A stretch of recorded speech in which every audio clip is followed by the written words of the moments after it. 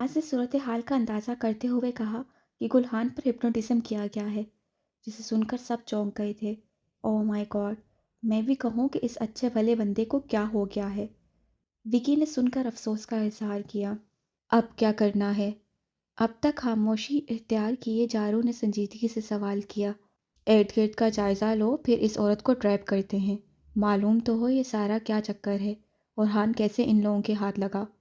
मास ने उससे कहा और फिर खुद जोंग ताओ से रब्ता करने लगा। मुझे अपना एक साथी एक अजनबी औरत के साथ दिखाई दिया है। हम उन्हें अपने कब्जे में लेना चाहते हैं। तुम चेक करो कि आसपास सब क्लियर है या नहीं। ओवर। ओके, हम चेक करते हैं। ओवर। जांग ताओ ने जवाब दिया। जारू उसके कहने पर पहले ही हरकत में आ चुका था और उम्मीद थी कि थोड़ी ही देर में आसपास की मुकम्मल सूरत हाल सामने आ जाएगी। सूरत हाल सामने आने तक वहाँ जारी नाटक देखना इनकी मजबूरी था। औरत की गुलहान से छेड़छाड़ और अटकलियाँ मुसलसल जारी थीं, जिसके बायस उसके हरास में मुसलसल इजाफा हो रहा था। अच्छा, एक बात बताओ हान, अगर अभी यहाँ कोई बर्फानी चीता आ जाए तो तुम मरकर उसके पेट में जाना पसंद करोगे या जान बचाने के लिए खाई में छलांग लगा दोगे? खाई में छलांग लगाने से जान कैसे बचेगा?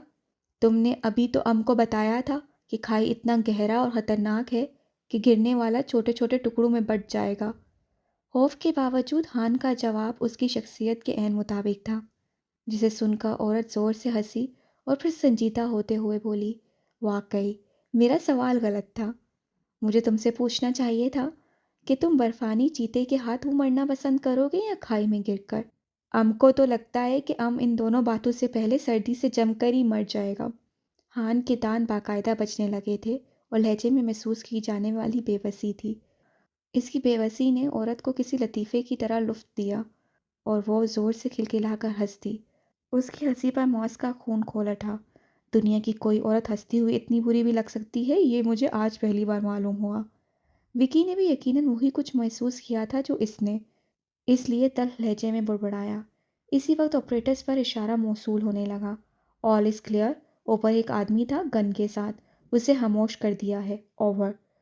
ज़ोंग ताओ की आवाज़ ने उसके कदमों में पड़ी जंजीरें खोल दी। वो यकदम ही ओट से निकलकर औरत के सामने जा खड़ा हुआ। वो हड़बड़ाकर खड़ी हुई और अपने भारी ऊनी कोट की जेब में हाथ डालना चाहे। हाथ ऊपर। मॉस अपनी गन का रुख उसकी पेशानी की तरफ करते हुए गराया। वो साकित ज़रूर हो गई, लेकिन हाथ ऊपर नहीं किए। मेरी बात मानने में एक सेकंड मज़ीद लगाया तो तुम खुद ऊपर चली जाओगी। उसके लहजे में इतनी कतियत थी कि वो मज़ीद मज़ाहमत नहीं कर सकी और जल्दी से दोनों हाथ ऊपर कर दिए। लेकिन साथ ही उसने एक अजीब हरकत की। वो बुलंद आवाज़ में गुलहान को पुकारने लगी। हान, हान, देखो ये दुश्मन आ गया है, मुझे इससे बचाओ। हम कैसे बचाए? हम इस पत्थर से उतरेगा तो खाई में गिर जाएगा। हान की मासूमियत से दिए गए जवाब पर मॉस का ज़ोरदार कहका लगाने का दिल चाहा, जबकि वो औरत गुस्सा हो गई और तैश से बोली, कुछ नहीं होगा स्टूपिड, मेरा हुक्म मानना हर हाल में। अभी उसका जुमला मुकम्मल नहीं हुआ था कि मॉस ने गोलियां चला दी। खामोश हथियार से निकली हुई बेआवाज़ गोलियां सन सन करती औरत के दोनों कानों के पास से गुजरीं। उसने अपने दोनों हाथ कानों पर रख लिए और खौफज़दा नज़रों से मॉस की तरफ देखने लगी। विक्की जो अब तक आड़ में ही खड़ा था, इस मरहले पर बाहर आया और पत्थर पर मुतवस्सित खड़े हान का हाथ पकड़कर उसे नीचे उतारा। वो कदम ज़मीन पर पड़ते ही पहले चीखा, फिर हैरत से यूँ इर्द गिर्द घूमकर देखने लगा, जैसे गुमान कर रहा हो कि वहाँ मौजूद खाई किसी मुआवजे के असर से गायब हो गई है। यहाँ कोई खाई नहीं है मेरे भाई, वो औरत तुमसे झूठ बोल रही थी। विकी ने उसके शाने पर हाथ रखते हुए उसे हमदर्दी से समझाया। उसकी बात पर गुलहान ने पहले उसे मशकूक नज़रों से देखा, फिर औरत और मॉस की तरफ मुतवज्जा हुआ। मॉस औरत के दोनों हाथ पुश्त पर बांध रहा था। क्या करती है तुम लोग? ये हमारा लारा मैम को क्यों बांधती है तुम? वो इस मंजर को देखकर बदक ही गया और इन दोनों तक पहुंचने की कोशिश की। विकी ने झपट कर उसकी बगलों के नीचे हाथ डालकर उसे पुश्त पर से जकड़ लिया। गुलहान खुद को उसकी गिरफ्त से आज़ाद करने के लिए अपना पूरा जोर लगाने लगा। विकी के लिए उसे संभालना दुश्वार हो गया। अगर मुकाबिल कोई दुश्मन होता तो उसे एक आध ज़रब लगाकर काबू किया जा सकता था। गुलहान के साथ ऐसा सलूक करने को उसका दिल भी नहीं मान रहा था। उसकी ये मुश्किल चारों की आमद पर आसान हो गई। खामोश, اگر آپ آواز نکالی یا کوئی الٹی سیدھی حرکت کی تو پہلی گولی تمہاری اس میڈم کو ماروں گا اور دوسری تمہیں۔ اگر اپنی اور اپنی میڈم کی سلامتی چاہتے ہو تو وہی کرو جو کہا جائے۔ چاروں نے کنپٹی پر گن رکھ دی۔ یہ دھمکی پر اثر ثابت ہوئی۔ گلہان نے دھمکی سن کر لارا کی طرف سوالیہ نظروں سے دیکھا۔ وہ خود مشکل میں پڑی ہوئی تھی، اس لیے سر کی جنبش سے گلہان کو بات مان لینے کا اشارہ کیا۔ اس کا اشارہ ملتے ہی گلہان نے کسی پالتو جانور کی طرح گردن جھکا دی۔ لگتا ہے میڈم نے ہان کی گھومی ہوئی کھوپڑی کو بالکل ہی گھما دیا ہے۔ ظالم ہم میں سے کسی کو پہچان تک نہیں رہا۔ وہ لوگ لارا اور گلہان کو ہتھیاروں کی زد میں لے کر ایک طرف بڑھے تو وکی نے دھیرے سے جارو کے کان میں سرگوشی کی۔ مجھے تو بیچارے پر رحم آ رہا ہے۔ بیچارہ پٹھان اپنی آن پر جان دینے کا حوصلہ رکھتا تھا اور ظالموں نے اسے مداری کا بندر بنا کر رکھ دیا۔ جارو متاسف تھا۔ اللہ نے چاہا تو سب ٹھیک ہو جائے گا۔ وکی ہمیشہ پر امید رہنے والا بندہ تھا اور شاید یہ اس جیسے خوش امیدوں کی امید قائم رکھنے کا سلسلہ تھا کہ اللہ تعالیٰ بدترین حالات میں بھی آسانی کا کوئی نہ کوئی انتظام کر دیتا تھا۔ اب بھی زینگ نے موز کو اطلاع دی کہ اس کے ساتھیوں نے ایک ایسا قدرتی غار تلاش کر لیا ہے جہاں کچھ افراد آسانی سے روپوش رہ سکتے ہیں۔ ان لوگوں کے پاس قیام کے لیے خیمے موجود تھے، مگر اب جب کہ وہ دشمنوں کے کیمپ سے اس قدر قریب تھے، خیمے لگانا مناسب نہ ہوتا۔ خصوصاً موز اور اس کے ساتھیوں کا سامنے آنا بالکل مناسب نہیں تھا کہ اس بات کا بہت زیادہ امکان تھا کہ ان کی تصاویر پہلے ہی وہاں ارسال کر دی گئی ہوں۔ زینگ کی رہنمائی میں مذکورہ غار میں پہنچ کر ان سب کو ہی خوشگواریت کا احساس ہوا۔ غار اندر سے صاف ستھرا بھی تھا اور وہاں درجہ حرارت بھی واضح طور پر باہر کے مقابلے میں مختلف تھا۔ اگرچہ وہ کئی دنوں سے اس برف زار میں مقیم تھے اور انہیں مناسب گرم لباس بھی فراہم کر دیے گئے تھے، لیکن شدت کی سردی مزاج پر مثر انداز ہوتی تھی اور کبھی کبھی توانائی کی کمی کا احساس ہونے لگتا تھا۔ ہاں، زینگ اور اس کے دوستوں کی بات مختلف تھی۔ ان کے جسم برسوں سے اس علاقے میں قیام کے باعث موسم اور ماحول سے ہم آہنگ ہو گئے تھے اور سردی اس طرح سے نہ ستاتی تھی جیسے موز اور اس کے ساتھیوں کو ستاتی تھی۔ ان کے حساب سے اس غار کا ایک مثبت پہلو یہ بھی تھا کہ اس کا دہانہ مختصر تھا اور بوقت ضرورت ایک بڑے پتھر سے بند کیا جا سکتا تھا۔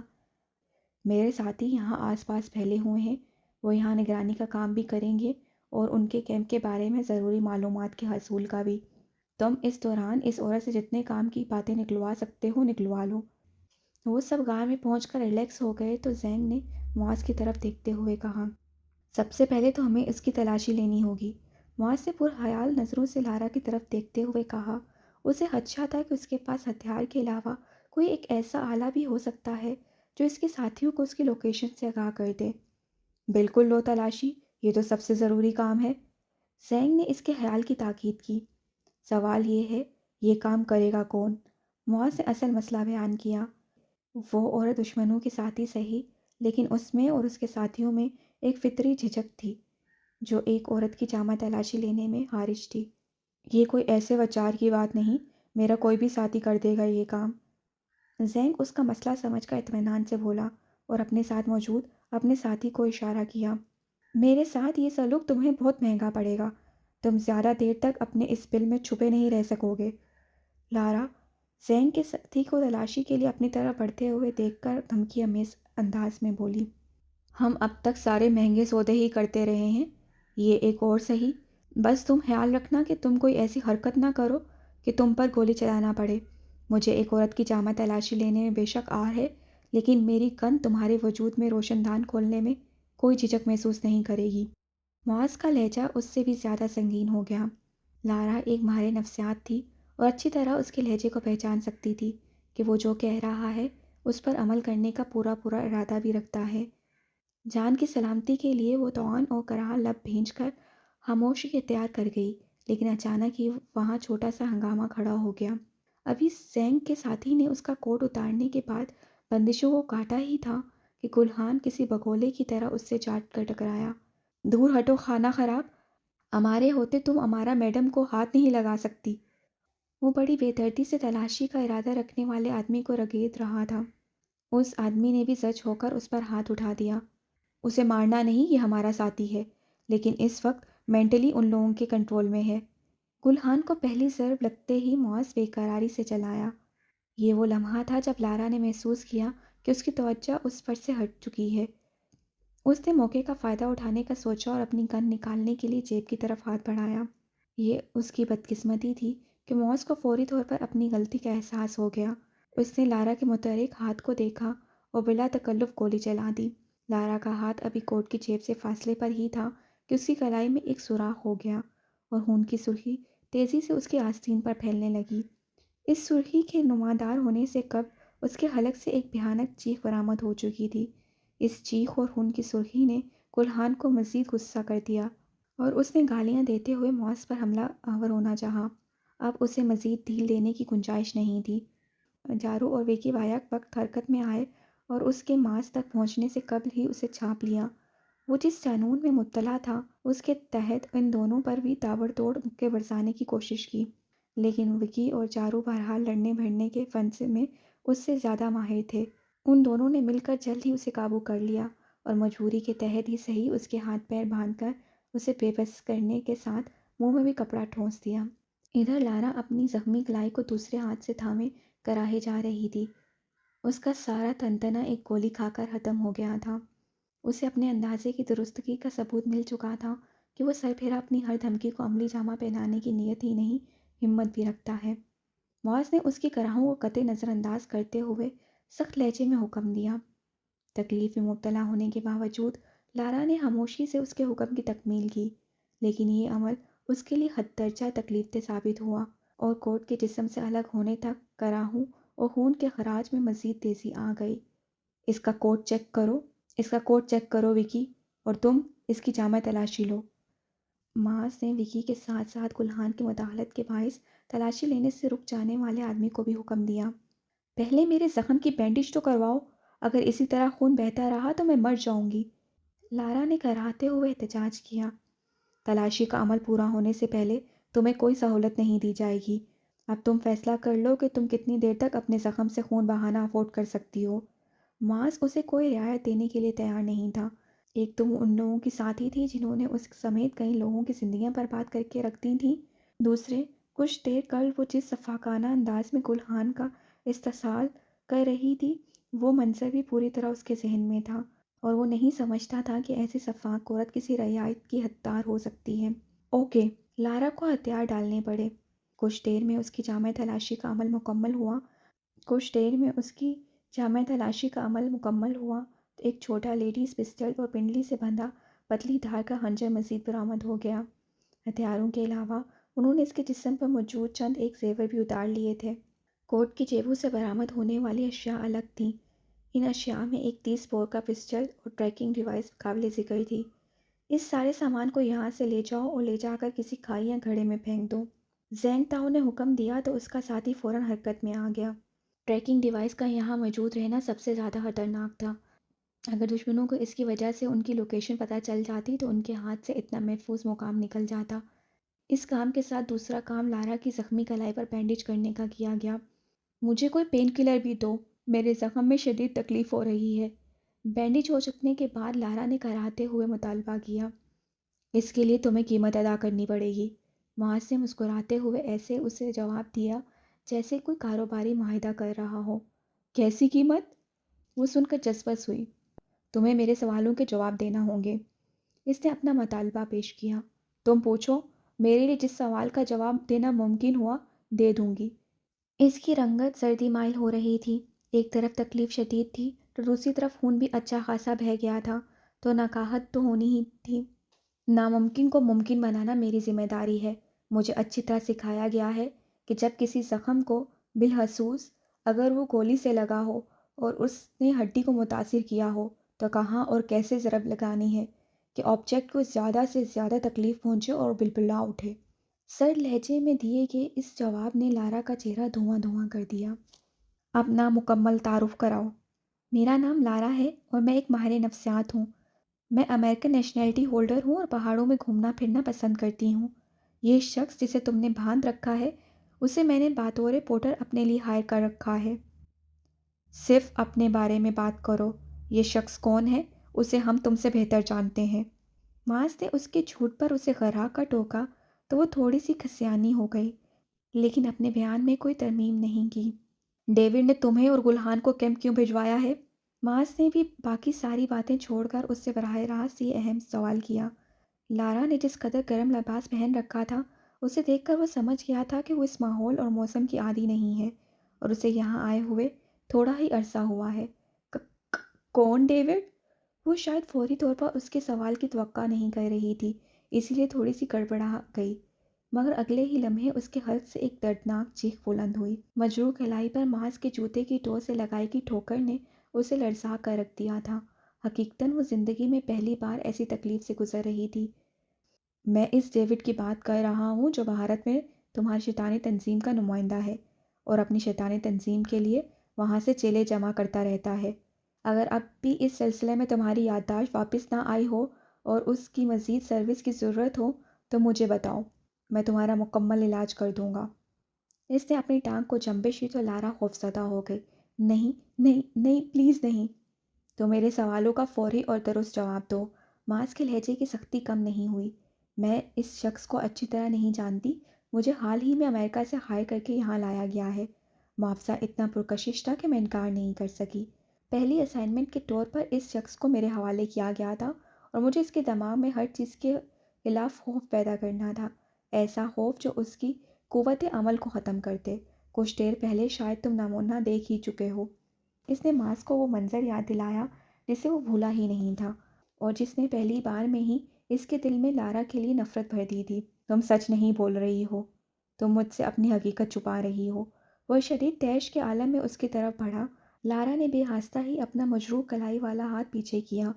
हरकत करने से उसे हाथ में शदीद तकलीफ महसूस हुई, लेकिन ये तकलीफ बहरहाल कलाई पर ठोकर खाने के मुकाबले में कम थी। मगर इस बार मांस का निशाना उसका हाथ था ही नहीं। उसने बिल्कुल अचानक झपट कर लारा के जबड़ों को यूं अपने मजबूत हाथ की गिरफ्त में ले लिया था कि एक तरफ से उंगलियां और दूसरी तरफ से अंगूठे ने अंदर तक खुप कर उसका मुंह खोल डाला था। इस खुल जाने वाले मुंह में हाथ डालकर उसने बाहर निकाला तो इसकी उंगलियों की गिरफ्त में एक छोटा सा कैप्सूल दिखाई दे रहा था। क्या तुम मुझे बताओगी कि अमेरिका में प्रैक्टिस करने वाली एक सीधी सारी डॉक्टर की धाड़ में ये जहर का कैप्सूल क्यों मौजूद है? इसे कैप्सूल को लारा की आंखों के सामने नचाया। मैं नहीं जानती। उसके पास नजरें चलाने के सिवा कोई चारा नहीं था, लेकिन मैं जानता हूँ। ये कैप्सूल तुम्हारी शैतानी तंजीम के लिए किसी भी मिशन पर जाने वाले हर शख्स के दांत में रखा जाता है और हुक्म होता है कि जब तुम मुखालफिन के कब्जे में खुद को बिल्कुल बेबस पाओ तो इस कैप्सूल को चबाकर अपनी ज़िंदगी का खात्मा कर लो। तुम्हारी यकीनन अभी ये उम्मीद बाकी थी कि कुछ देर में कैंप से कोई तुम्हें ढूंढता हुआ यहाँ आ जाएगा और तुम बच जाओगी। इसीलिए तुमने इस कैप्सूल के इस्तेमाल में ताख़ीर कर दी। मास की हर बात ठीक थी।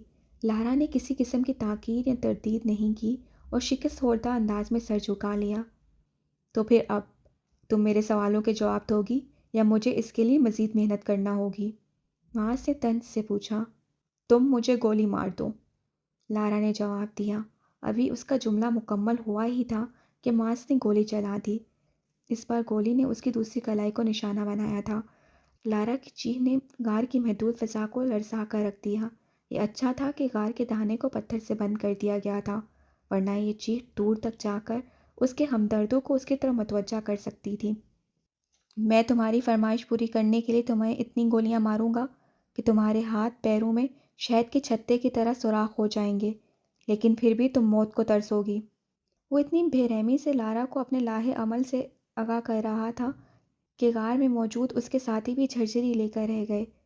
प्लीज़ मुझे जान से मार दो, वो गिड़गिड़ाई। मेरे सवालों का जवाब दो फिर मर जाना। उसका लहजा बेलचक था। नहीं दे सकती। मैंने मुकद्दस किताब पर हाथ रखकर कसम उठाई थी।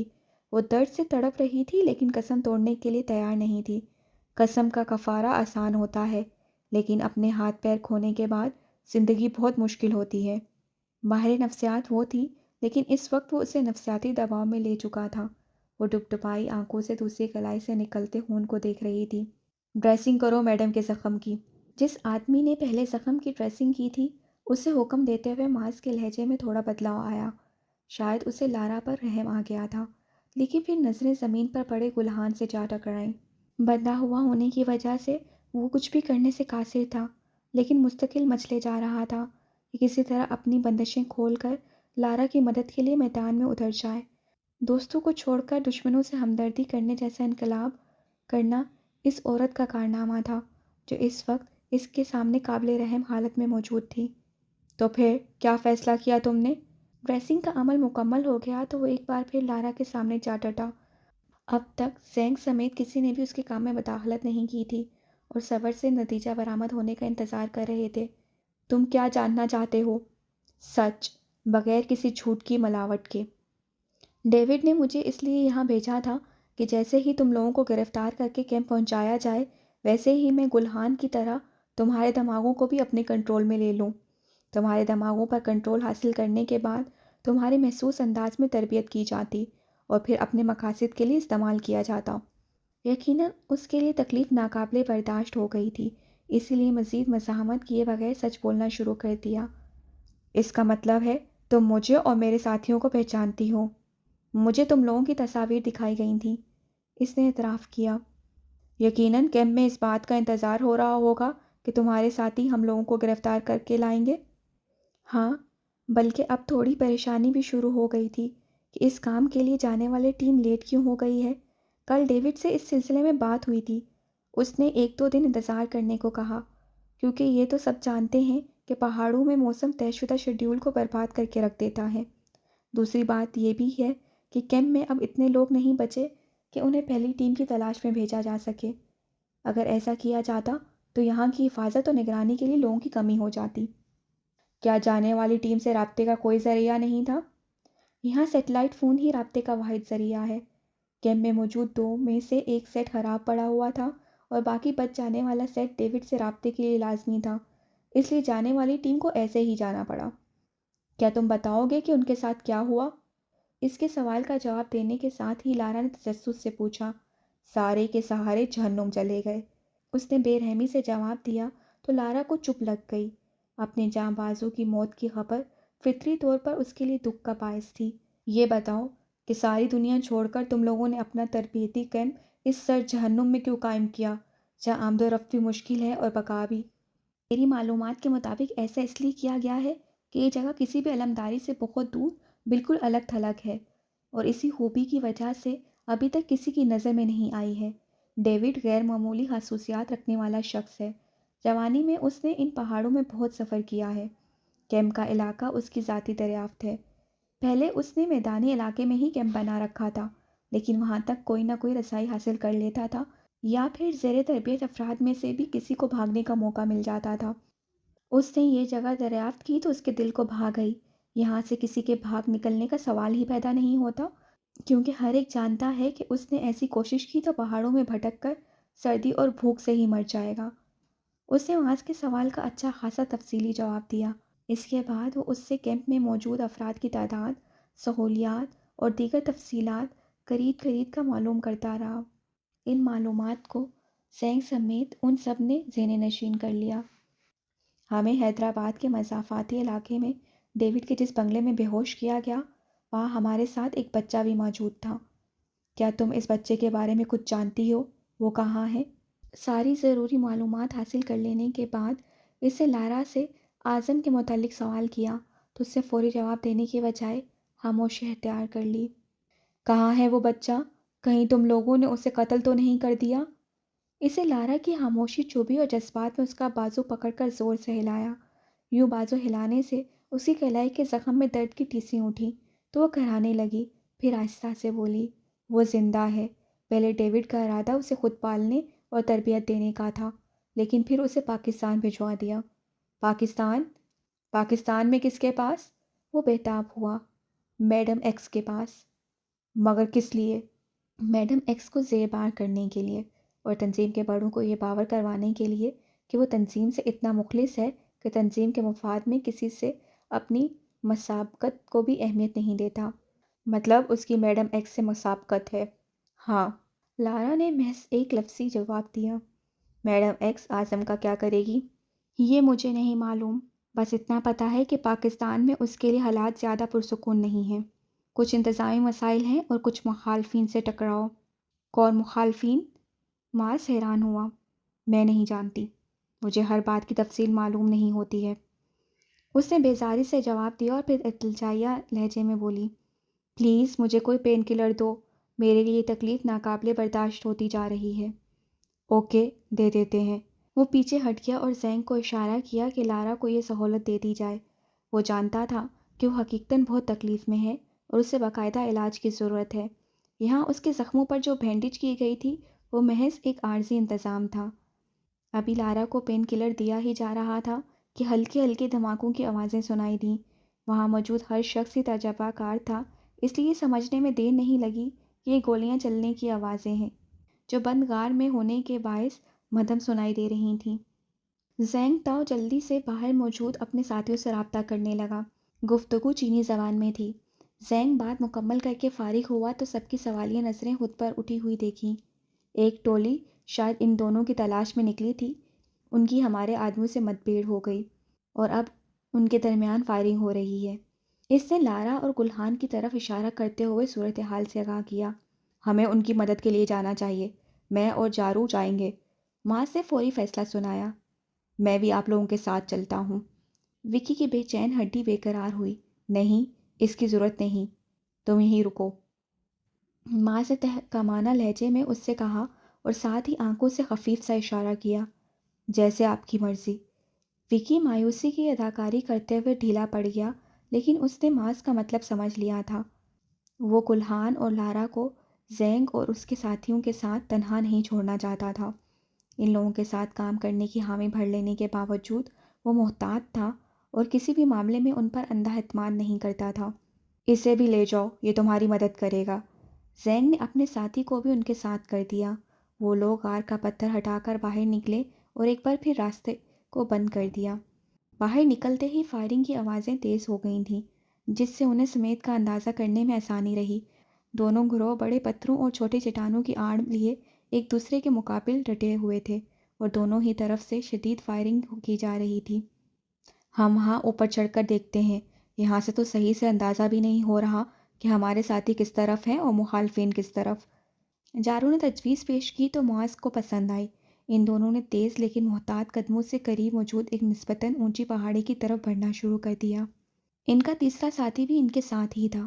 وہ چھوٹی سی پہاڑی زیادہ دشوار گزار نہیں تھی، اس لیے وہ جلد ہی اوپر پہنچ گئے۔ معاذ اپنی رائفل پر فٹ دوربین سے اطراف کا جائزہ لینے لگا۔ کھلے میں مقابلے کے پیش نظر اس نے دور مار رائفل کے استعمال کا فیصلہ کیا تھا اور چھوٹی گن ہولسٹر میں رکھ لی تھی۔ ہمارے ساتھی دائیں طرف ہیں اور دشمن بائیں طرف۔ میرے حال میں ہم یہاں سے انہیں بآسانی نشانہ بنا سکتے ہیں۔ جارو نے، جو اس کے ساتھ ہی جائزہ لینے میں مصروف تھا، صورتحال واضح ہونے پر پرجوش انداز سے بول پڑا۔ معاذ نے زینگ کے ساتھی کے بازو پر ہاتھ مار کر اسے بھی اشارے سے بتایا کہ کس سمت فائر کرنا ہے اور پھر ششت باندھتے ہوئے اللہ کا نام لے کر پہلا فائر کیا۔ اس کا نشانہ ایک بڑے پتھر کے پیچھے موجود اونی ٹوپے والا سر تھا۔ گولی نے سائیں کی آواز کے ساتھ کسی طائر برق رفتار کی مانند اس کے سر تک کا سفر طے کیا اور سر یکدم ہی نظروں کے سامنے سے غائب ہو گیا۔ سفید برف پر گرے خون کی سرخی نے نشانہ لگانے والے کو اس کا نشانہ سچا ہونے کی نوید دی۔ باقی دو نشانچیوں کے نشانے بھی ہٹا نہیں گئے تھے۔ اچانک گرنے والی 3 لاشوں نے مخالفین کو بھکلا کر رکھ دیا تھا۔ بھکلاہٹ میں ان سے غلطیاں ہوئیں۔ 2 افراد نے شاید اپنی موجودہ کمین گاہ کو غیر محفوظ سمجھتے ہوئے پوزیشن بدلنے کی کوشش کی اور صرف اسی وجہ سے نظروں میں آ گئے۔ ایک نے فائرنگ کی سمت کا تعین کر کے بغیر سوچے سمجھے جوش میں اپنی رائفل کا رخ اس طرف کر کے اندھا دھند فائرنگ شروع کر دی۔ ان غلطیوں کا انہیں خمیازہ بھگتنا پڑا۔ پوزیشن تبدیل کرنے کی کوشش کرنے والوں کو معاذ اور جارو کی رائفل سے نکلی گولیوں نے دوسری پوزیشن تک پہنچنے سے پہلے ہی چاٹ لیا۔ دوسری طرف جب دائیں جانب موجود ان کے ساتھیوں کو مزاحمت کا سامنا نہ کرنا پڑا تو وہ دلیری سے آگے بڑھے اور منٹوں میں ہی وہاں کا نقشہ بدل کر رہ گیا۔ وہ تینوں اوپر سے نیچے اترے تو دشمنوں کی لاشیں گنی جا رہی تھیں اور ایک زندہ بچ جانے والے شخص کے بازو کسے جا رہے تھے۔ انہوں نے اس شخص کو اپنے ساتھ غار میں لے جا کر اس سے پوچھ گچھ کرنے کا فیصلہ کیا۔ غیر متوقع طور پر دریافت کیا گیا وہ غار ان کے لیے نعمت ثابت ہوا تھا اور کسی آپریشن کنٹرول روم جیسی حیثیت اختیار کر گیا تھا۔ بہت بڑھیا، تمہاری دخل اندازی نے یہ کا فیصلہ منٹوں میں کر دیا۔ وہ قیدی کے ساتھ غار میں پہنچے تو زینگ نے سراہا۔ یقیناً اسے باہر موجود اس کے ساتھی نے پہلے ہی اپریٹس پر رپورٹ دے دی تھی۔ میرے خیال میں اب ہمیں کیمپ پر فیصلہ کن حملہ کرنے میں تیزی دکھانا ہوگی۔ اس جھڑپ نے ہماری یہاں موجودگی کا راز پوری طرح کھول کر رکھ دیا ہے۔ ہم نے حملے میں دیر کی تو انہیں اپنے دفاع کے لیے بہتر حکمت عملی طے کرنے کا موقع مل جائے گا۔ مارس کے لیے موجودہ کامیابی سے زیادہ اصل ٹارگٹ کی اہمیت تھی۔ زینگ بھی اس بات کو سمجھ گیا اور ایک بار پھر اپریٹس پر اپنے ساتھیوں کو احکامات جاری کرنے لگا۔ مارس کو اس کی جتنی بات سمجھ آئی، اس سے یہی اندازہ ہوا کہ وہ انہیں آگے بڑھنے کے لیے تیار رہنے اور اسلحہ بارود کو سنبھالنے کی تاکید کر رہا ہے۔ اس کا کیا کرنا ہے؟ اپنے کام سے فارغ ہو کر زینگ نے ساتھ آئے قیدی کی طرف دیکھتے ہوئے پوچھا۔ وہ چھوٹے قد کا سانولا سا آدمی تھا اور یک ٹک بندھی ہوئی حالت میں پڑے گلحان اور زخمی لارا کو دیکھ رہا تھا۔ باس کی بات نہ مان کر تم نے اچھا نہیں کیا۔ اگر تم بات مان لیتی اور کیمپ سے باہر نہ نکلتی تو ہم سب اس مصیبت میں گرفتار نہ ہوتے۔ اس نے اپنے متعلق زینگ کے سوال کو نظر انداز کیا اور نفرت بھرے لہجے میں لارا سے مخاطب ہوا۔ اس کا تانا سن کر لارا کے پاس نظریں جھکا لینے کے سوا کوئی چارہ نہیں تھا۔ عورت ہمیشہ اپنے ساتھ مصیبت لاتی ہے۔ میں اس کی آمد کے ساتھ ہی کسی مصیبت کا انتظار کرنے لگا تھا۔ اس شخص کے الفاظ اس کی تنگ نظری کا اظہار کر رہے تھے۔ بہرحال وہاں کسی کو اس کی ذاتی سوچ سے کچھ لینا دینا نہیں تھا، اس لیے کسی نے اس کی بات پر کوئی تبصرہ نہیں کیا۔ البتہ مارس ایک نتیجے پر پہنچ گیا اور گلا کھنکارتے ہوئے اس شخص سے مخاطب ہوا۔ تم مجھے ہاتھ سے عقل مند آدمی لگتے ہو، اس لیے میں امید کرتا ہوں کہ تم ان میڈم کی طرح اپنا سرما بنوا کر زبان کھولنے کی بجائے آرام سے ہمارے ساتھ تعاون کرو گے اور ہمیں ہماری مطلوبہ معلومات فراہم کر دو گے۔ کیا پوچھنا چاہتے ہو؟ اس نے ہاں یا نہ کہے بغیر سنجیدگی سے پوچھا۔ یہاں سے کیمپ تک کا مختصر ترین راستہ اور کیمپ پر موجود تمہارے ساتھیوں کی تعداد۔ اس کے بدلے مجھے کیا ملے گا؟ وہ باقاعدہ سودے بازی کی کوشش میں تھا۔ تم کیا چاہتے ہو؟ مارس نے الٹا اسی سے سوال کیا۔ اپنی زندگی کی ضمانت اور کسی محفوظ مقام تک پہنچنے کی زیادہ راہ۔ اس نے اپنا دو نکاتی مطالبہ پیش کیا تو مارس نے زینگ تاؤ کی طرف مشورہ طلب نظروں سے دیکھا۔ اس نے سر کی حفیظ سی جنبش سے اسے حامی بھر لینے کا اشارہ دیا۔ ٹھیک ہے، ہم راضی ہیں۔ اب تم بتاؤ جو بتا سکتے ہو۔ اس وقت کیمپ کی حفاظت کے لیے صرف 5 بندے موجود ہیں۔ رہی کیمپ تک مختصر فاصلے کی بات تو وہاں تک میں خود تمہاری رہنمائی کر دوں گا۔ اس کا اس قدر تعاون بھی انہیں مشکوک کر رہا تھا۔ کتنے گھٹیا ہو تم، جو اپنے مفاد کے لیے اتنی آسانی سے بک گئے ہو۔ سب سنتی لارا کا ضبط جواب دے گیا تو اس نے اس شخص کو طعنہ دیا۔ تشدد کے آگے ٹوٹ پھوٹ کے زبان کھولنے والوں کو بھی اعلیٰ ہونے کا سرٹیفکیٹ نہیں دیا جا سکتا۔ شرمندہ ہونے کی بجائے اس نے لارا پر جوابی وار کیا اور جتا دیا کہ کیسے بھی صحیح زبان اس نے بھی کھولی ہے۔ مجبوری اور مفاد پرستی میں بہت فرق ہوتا ہے۔ لارا تڑھی۔ مجبور ہو کر گھٹنے ٹیک دینے کے مقابلے میں سمے پر سودے بازی کر لینا دانائی ہے۔ تم جسے مفاد پرستی کہہ رہی ہو، میرے نزدیک وہ دانائی ہے۔ اس نے اطمینان سے جواب دیا۔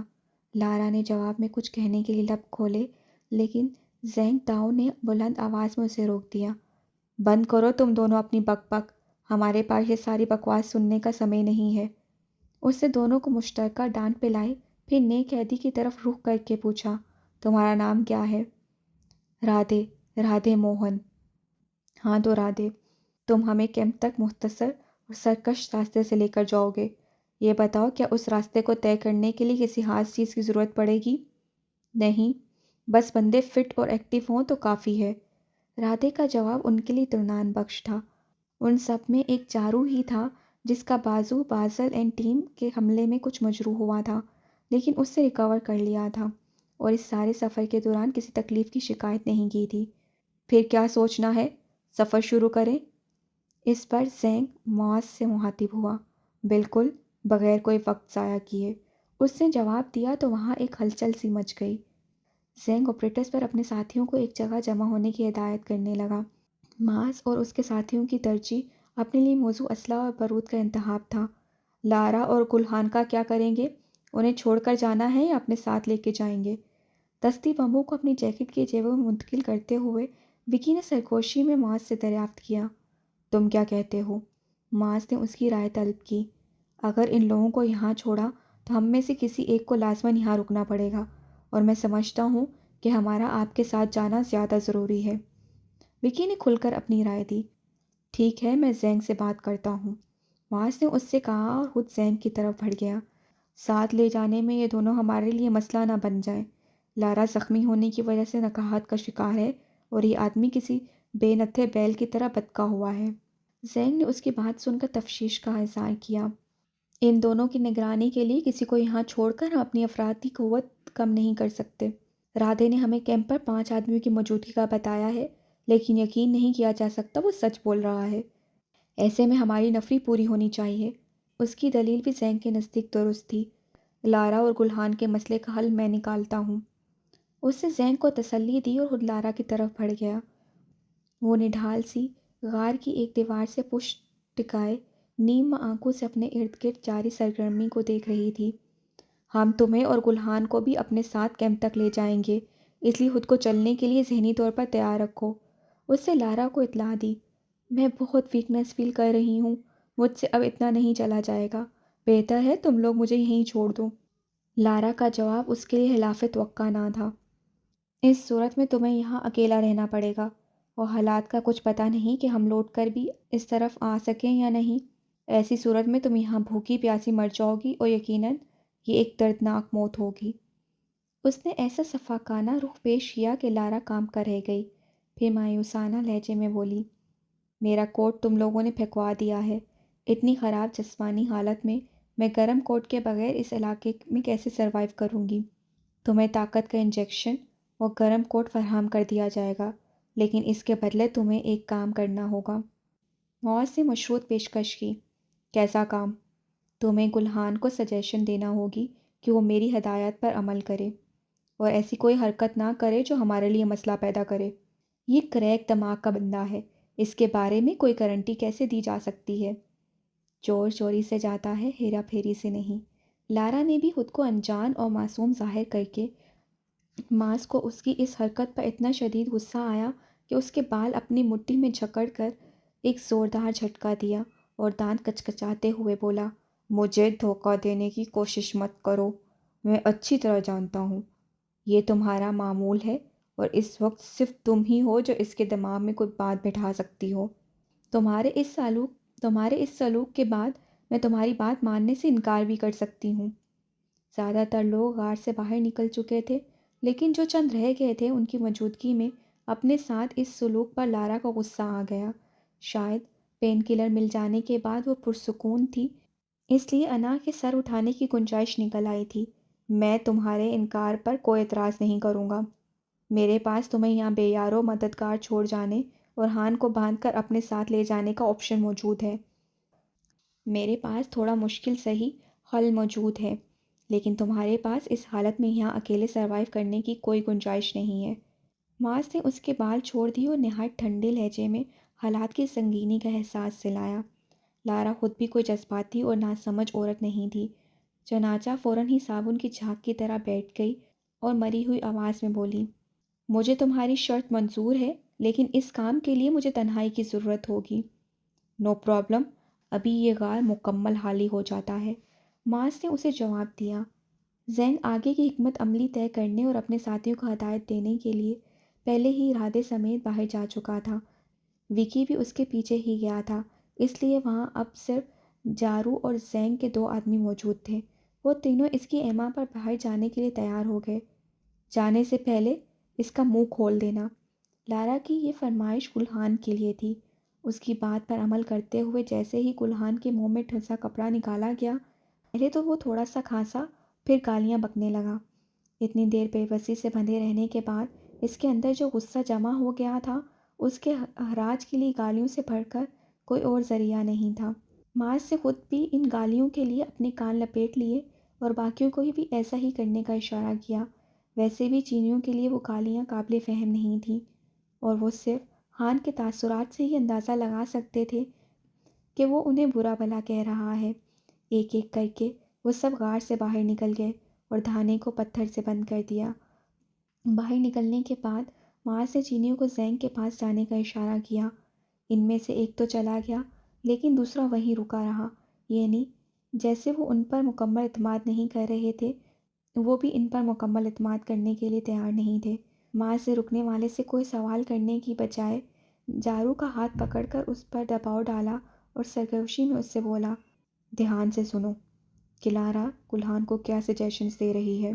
جارو نے سر کو اس بات میں جنبش دی اور اپنی توجہ اسی جانب مبذول کر لی۔ کچھ دیر بعد وہ اپنی اس کیفیت سے باہر آیا اور ایک گہری سانس لیتے ہوئے بولا، بہت فتنہ عورت ہے، ان حالات میں بھی اپنی فتنہ طرزی سے باز نہیں آئی ہے۔ اس نے گلحان کو ہدایت دی ہے کہ کیمپ تک پہنچنے تک وہ بالکل پرسکون رہے گا اور چاہے کوئی بات ناگوار بھی گزرے تو رد عمل ظاہر نہیں کرے گا، لیکن جیسے ہی فائرنگ اور ہنگامہ شروع ہو اسے موقع کا فائدہ اٹھانے کی کوشش کرنا ہے اور کوئی ہتھیار حاصل کر کے ہم لوگوں کو چن چن کر ٹکانے لگانا ہے۔ ساتھ ہی اس نے ہان کو اپنی خصوصی حفاظت کا خیال رکھنے کی یہ بھی ہدایت کی ہے۔ ناٹ بیڈ، میرے لیے اتنا بھی کافی ہے کہ ہان راستے میں کوئی مسئلہ پیدا نہیں کرے گا، باقی ہم کارروائی شروع کرنے سے پہلے اس کا انتظام کر دیں گے۔ ماس کو لارا سے کسی نہ کسی شرپسندی کی امید تھی، اس لیے جارو کی اس رپورٹ نے اسے زیادہ تفتیش میں مبتلا نہیں کیا۔ کچھ دیر بعد لارا نے دھانے کے قریب آ کر پکارا تو وہ لوگ پتھر ہٹا کر دوبارہ غار میں آ گئے۔ کام ہو گیا؟ چیک کر لو، اب وہ تمہیں دیکھ کر بھڑکے گا نہ حملہ کرنے کی کوشش کرے گا، لارا نے مسکراتے ہوئے جواب دیا۔ ہوش دکھائی دے رہی تھی، ان کے خلاف ایک سازش تیار کر لینے پر اس کا خوش ہونا بنتا بھی تھا۔ ہیلو گلحان، معاذ گویا اس کے کہے کو چیک کرنے کے لیے گلحان تک جا پہنچا۔ گلحان نے اس کی آواز پر رد عمل ظاہر نہیں کیا اور سر جھکائے بیٹھا رہا۔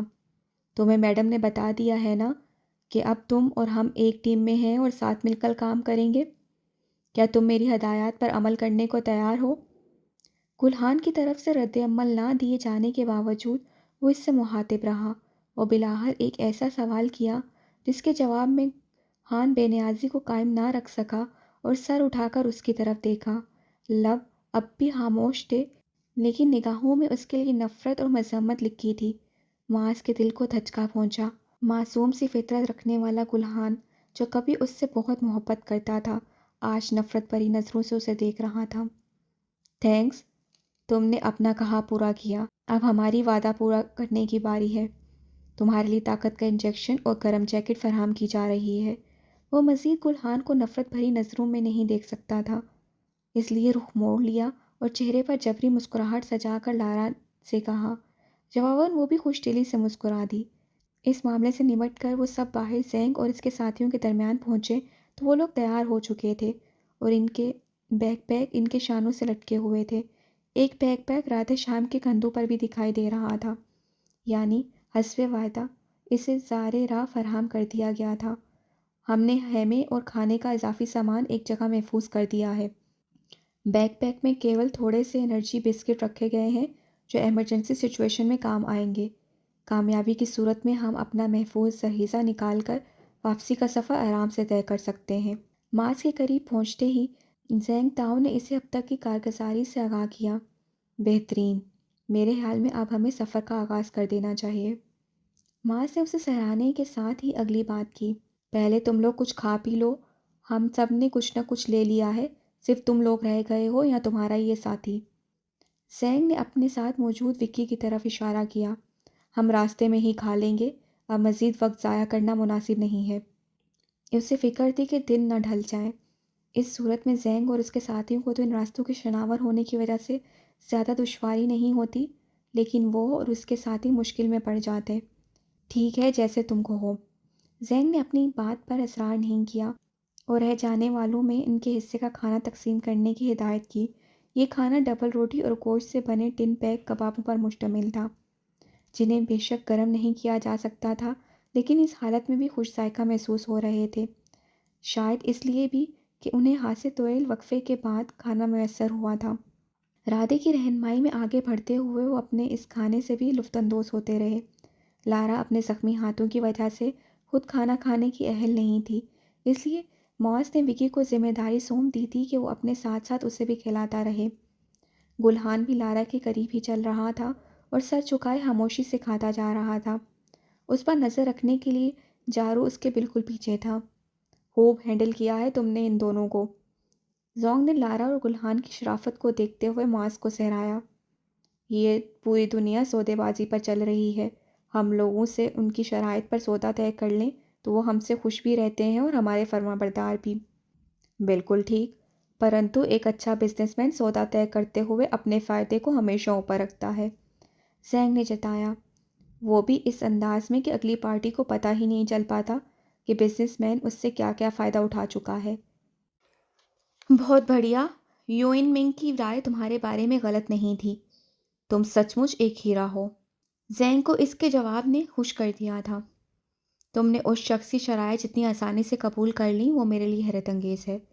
میں ایک دشمن کو صحیح سلامت جانے کی اجازت دینے کی شرط قبول کرنے میں کافی ہچکچاہٹ محسوس کرتا۔ اس کا اشارہ رہنمائی کے لیے آگے چلتے رادے کی طرف تھا۔ بظاہر رادے آزادانہ چل رہا تھا، لیکن زینگ نے اس کے ساتھ اپنے بہترین شوٹر لگا رکھے تھے جو اس کی طرف سے ذرا سی گڑبڑ کی صورت میں اس کا کام تمام کر سکتے تھے۔ میں نے اسے صحیح سلامت جانے دینے کی ڈیل کی ہے، یہ وچن بالکل نہیں دیا کہ وہ آگے بھی صحیح سلامت رہ سکے گا۔ زینگ معنی ہیزی سے مسکرایا۔ مطلب؟ معاذ سے سوالیہ نظروں سے اسے دیکھا۔ اسے کھانے کا جو سامان دیا ہے وہ زہریلا ہے۔ ہم سے الگ ہو کر جو ہی وہ کچھ کھائے گا وہ اس کے جیون کا آخری دن ہوگا۔ زینگ نے سرگوشی نما آواز میں اسے آگاہ کیا تو وہ سر ہلا کر رہ گیا۔ چینی واقعی بہت تیز اور چالاک تھے۔ فائرنگ کے رد عمل میں جس طرح کوئی ایکٹیویٹی دکھائی نہیں دی اور کوئی نہیں آیا، اس سے مجھے رادے کی یہ بات سچ لگتی ہے کہ کیمپ کی نگرانی کے لیے صرف 5 لوگ رہ گئے ہیں اور ان 5 نے کیمپ چھوڑنا مناسب نہیں سمجھا ہوگا۔ مجھے بھی یہی لگتا ہے۔ پھر بھی سفر کی تیاری کے دوران میں نے 2-3 اونچے پوسٹس پر نگرانی کے لیے بندے بٹھا رکھے تھے، ان میں سے بھی کسی نے آس پاس کسی کو نہیں دیکھا۔ زینگ نے اس کی رائے سے اتفاق کیا۔ اسی وقت آگے چلتا رادے رک گیا۔ کیا بات ہے؟ زینگ لپک کر اس کے قریب پہنچا۔ اس سے زبان سے کچھ کہنے کے بجائے انگلی سے اشارہ کیا۔ پہلی نظر میں کچھ محسوس نہ ہوا، پھر احساس ہوا کہ سامنے غاروں کا وہ سلسلہ ہے جسے کیمپ کے طور پر استعمال کیا جاتا ہے۔ غاروں کا یہ طویل سلسلہ ان لوگوں کے لیے ایسی قدرتی پناہ گاہ ثابت ہوا تھا جسے وہ کئی برسوں کے قیام کے باوجود کسی کی نظر میں نہیں آ سکے تھے اور مزے سے اپنے کام کو جاری رکھے ہوئے تھے۔ جارو، گلہان کو سوئچ آف کر دو، معاذ دھیمی آواز میں بڑبڑایا۔ اس حکم کو دینے کے لیے اس سے جارو کو اپنی آواز پر دھیان رکھنے کی ہدایت کی تھی۔ ویسے جارو کی یہ خصوصیت جتنی کارآمد تھی اتنی خطرناک بھی تھی۔ اس سے کوئی راز میں رکھنا بہت مشکل تھا، لیکن اچھی بات یہ تھی کہ وہ مخلص اور وفادار آدمی تھا۔ میں نے اپنا وعدہ پورا کر دیا، اب مجھے یہاں سے جانے دو۔ پیچھے اگر جارو کی طرف سے گلہان کو قابو میں کرنے کی کارروائی جاری تھی تو یہاں کھڑا رادے زینگ کو اس کا وعدہ یاد دلا رہا تھا۔ تم جا سکتے ہو، لیکن خیال رہے پیچھے مڑ کر دیکھنے کی غلطی نہ کرنا۔ اگر تم نے ایسا کیا تو میرا شوٹر تمہیں شوٹ کر دے گا۔ زینگ نے اسے اجازت دینے کے ساتھ سخت لہجے میں دھمکیاں کی۔ نہیں کرے گا مائی باپ، بالکل نہیں کرے گا۔ اس نے خوش آمدانہ وعدہ کیا اور اس بات سے بے خبر کہ اس کی موت اس کے ساتھ اس کے بیگ میں بند ہو کر جا رہی ہے، تیزی سے وہاں سے دور ہٹتا چلا گیا۔ اب کچھ پل خاموشی سے گزرے، پھر معاذ نے زینگ سے پوچھا، رادے نے جو جانکاری دی ہے اس کے انوسار کیمپ کے 4 داخلی دروازے ہیں، یعنی اس سمے ہر دروازے پر کیول ایک ہی پہرے دار ہو سکتا ہے۔ 5واں یا تو آرام کر رہا ہوگا یا کیمپ کے دوسرے معاملات دیکھ رہا ہوگا۔ ہو سکتا ہے ہنگامی حالات کے پیش نظر انہوں نے زیر تربیت افراد میں سے بھی کسی کو اپنے ساتھ شامل کر لیا ہو۔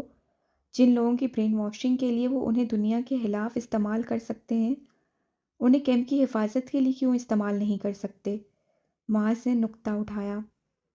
کیمپ کا ماحول اتنا سخت ہے کہ ہر فرد یہاں سے فرار چاہتا ہے۔ وہ یہاں جو کچھ سیکھتے ہیں وہ صرف اس لیے سیکھتے ہیں کہ انہیں باور کرایا گیا ہے کہ اسے سیکھ کر جنت کی راہ جا سکیں گے۔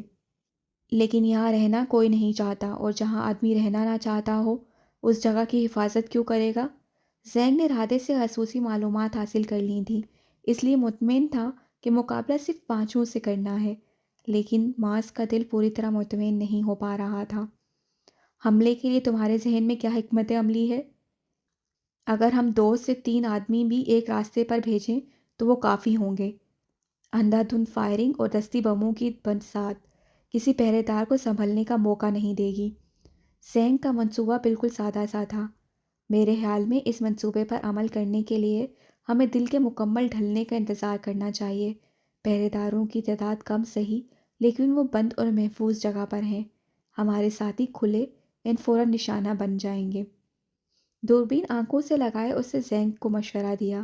وہ جس جگہ کھڑے تھے وہ نسبتاً بلند تھی اور یہاں سے صرف ایک داخلی راستہ ہی دکھائی دے رہا تھا۔ باقی 3 راستے پہلو میں تھے، لیکن ان تک پہنچنے کے لیے بھی یہیں سے گزرنا تھا۔ کہیں اور سے گھوم کر جانے کی کوئی راہ نہیں تھی۔ ٹھیک ہے، ہم اندھیرا ہونے کا انتظار کر لیتے ہیں۔ ہمارے آدمیوں کے پاس نائٹ ویژن گوگلز ہیں۔ انہیں رات میں حملہ کرنے میں کوئی پریشانی نہیں ہوگی۔ زینگ کو کوئی اعتراض نہیں تھا۔ میں کچھ اور اقدامات بھی کرنا چاہتا ہوں، لیکن معلوم نہیں ہمارے پاس اس کے لیے انتظامات ہیں یا نہیں۔ معاذ کا اضطراب کسی طور کم ہونے کا نام ہی نہیں لے رہا تھا۔ تم بتاؤ، ہو سکتا ہے ہم تمہاری ڈیمانڈز پوری کر سکتے ہوں۔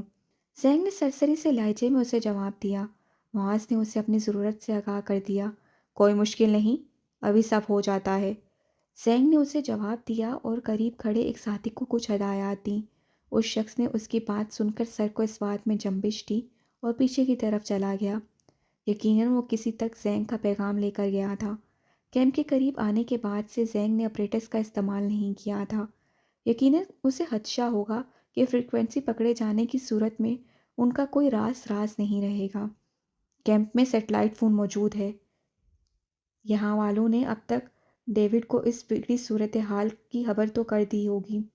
ایک کام مرضی کے مطابق ہونے جا رہا تھا تو معاذ کو دوسری فکر لاحق ہوئی۔ برابر دے دی ہوگی، پر وہ کیا کر سکے گا؟ جب تک اس کی طرف سے کوئی آئے گا ہم اپنا کام پورا کر کے نکل چکے ہوں گے۔ زینگ کا استدلال ٹھیک تھا۔ اس جگہ کیمپ ہونے سے جہاں ڈیوڈ کو یہ فائدہ تھا کہ دنیا کی اس کیمپ تک رسائی نہیں تھی، وہیں یہ نقصان بھی تھا کہ وہ خود بھی فوری طور پر وہاں تک رسائی حاصل نہیں کر سکتا تھا۔ آپ کے لیے 2 اہم اطلاعات ہیں۔ گڈ، میں سننا چاہوں گا۔ لالا عیسیٰ نے طاہر بیگ کی کال سن کر خوشی محسوس کی۔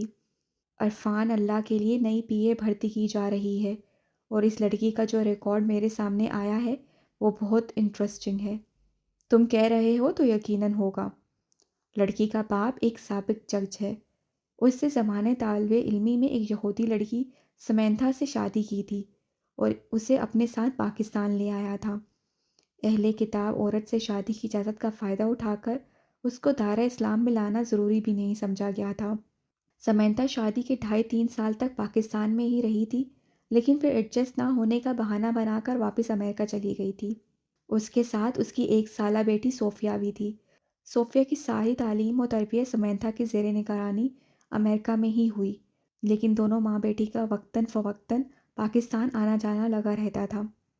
کچھ سال قبل سمینتھا کی موت کے بعد صوفیہ باپ کی خواہشوں مستقل طور پر پاکستان منتقل ہو گئی اور J&J کمپنی میں ملازمت کرنے لگی۔ اوہ! تفصیلات سن کر لالا کے منہ سے بے اختیار ہی نکلا۔ جی ہاں، اور اب J&J کی ملازمہ صوفیہ کا عرفان اللہ کی پی اے کی حیثیت سے انتخاب ہو گیا ہے۔ یہ تو تم نے واقعی بہت دلچسپ خبر سنا دی۔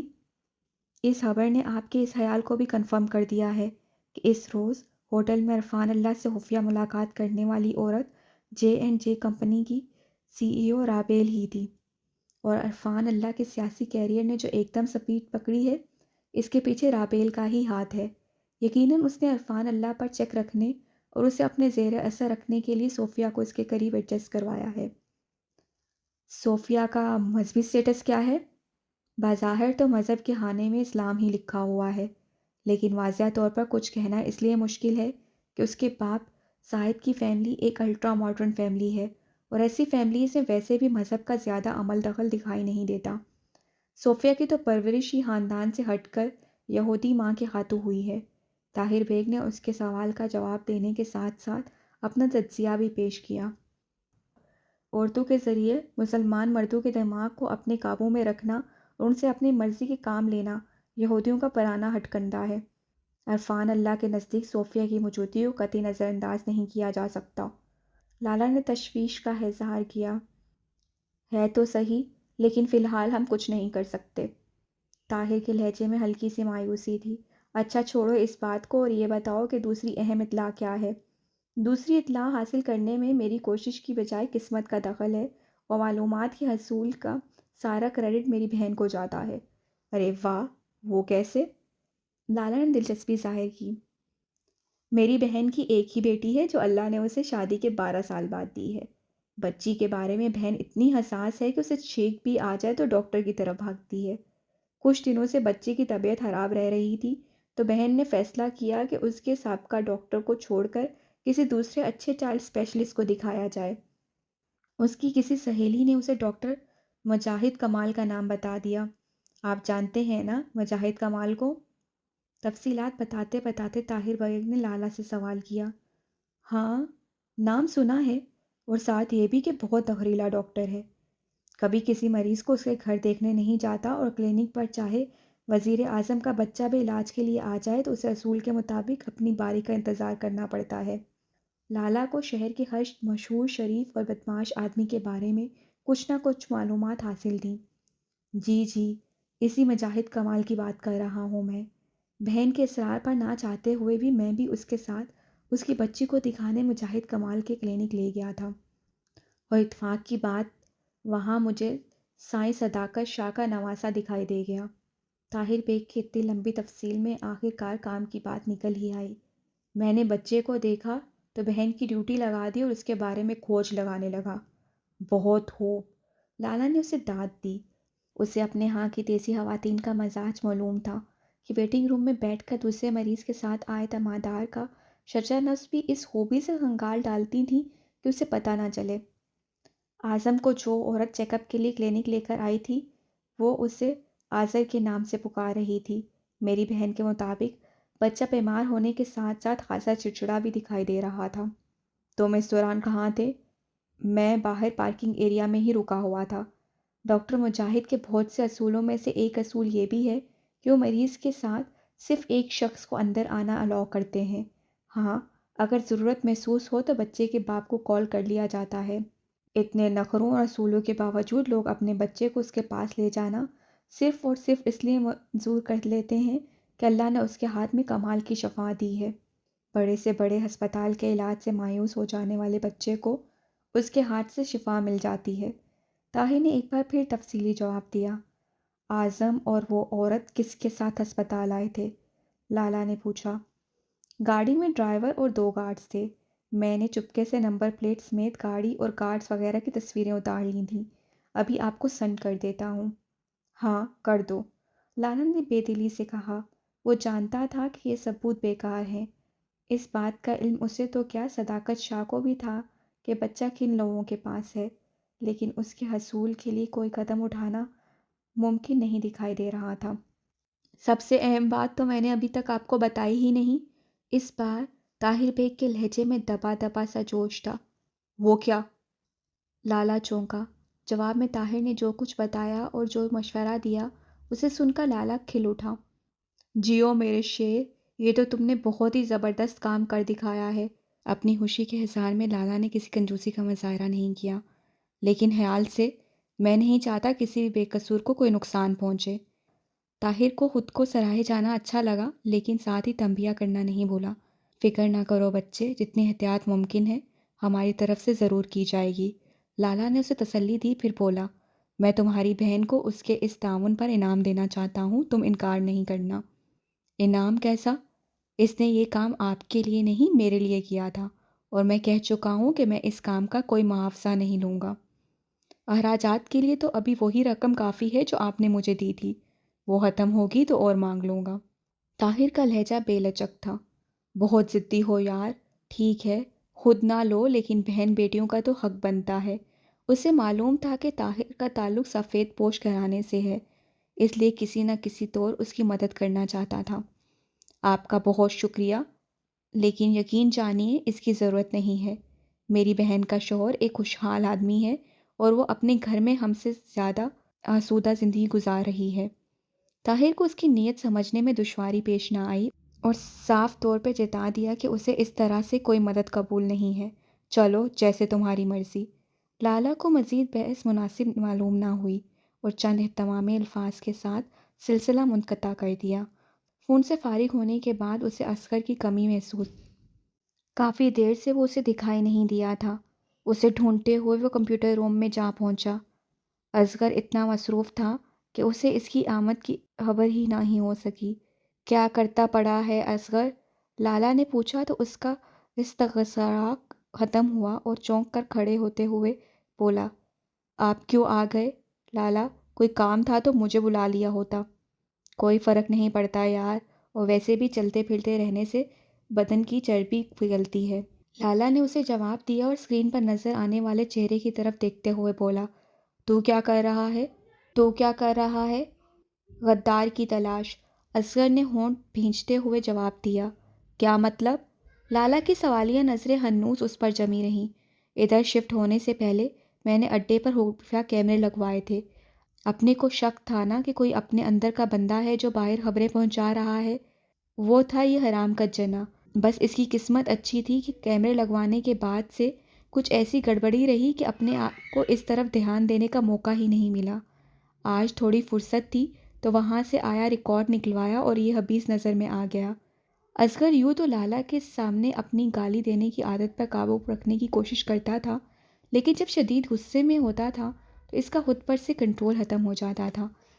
دیکھ لینا اس کا حساب کتاب بھی، دوسرے کے دسترخوان سے کھانے والے کی زندگی نری شرمندگی ہوتی ہے، نکال دینا اسے اس شرمندگی سے۔ لالا نے سرد مہر لہجے میں غدار کے لیے حکم صادر کیا اور پھر موضوع بدلتے ہوئے بولا، مجھے تجھ سے ایک اہم کام تھا، اسی لیے یہاں آیا تھا۔ حکم کرو لالا۔ اصغر فوراً قدموں میں بچھنے کے لیے تیار ہو گیا۔ لالا نے اسے طاہر بیگ سے حاصل شدہ معلومات اور اپنے پروگرام سے آگاہ کیا تو اس کی آنکھیں چمکنے لگیں۔ اتنے دنوں سے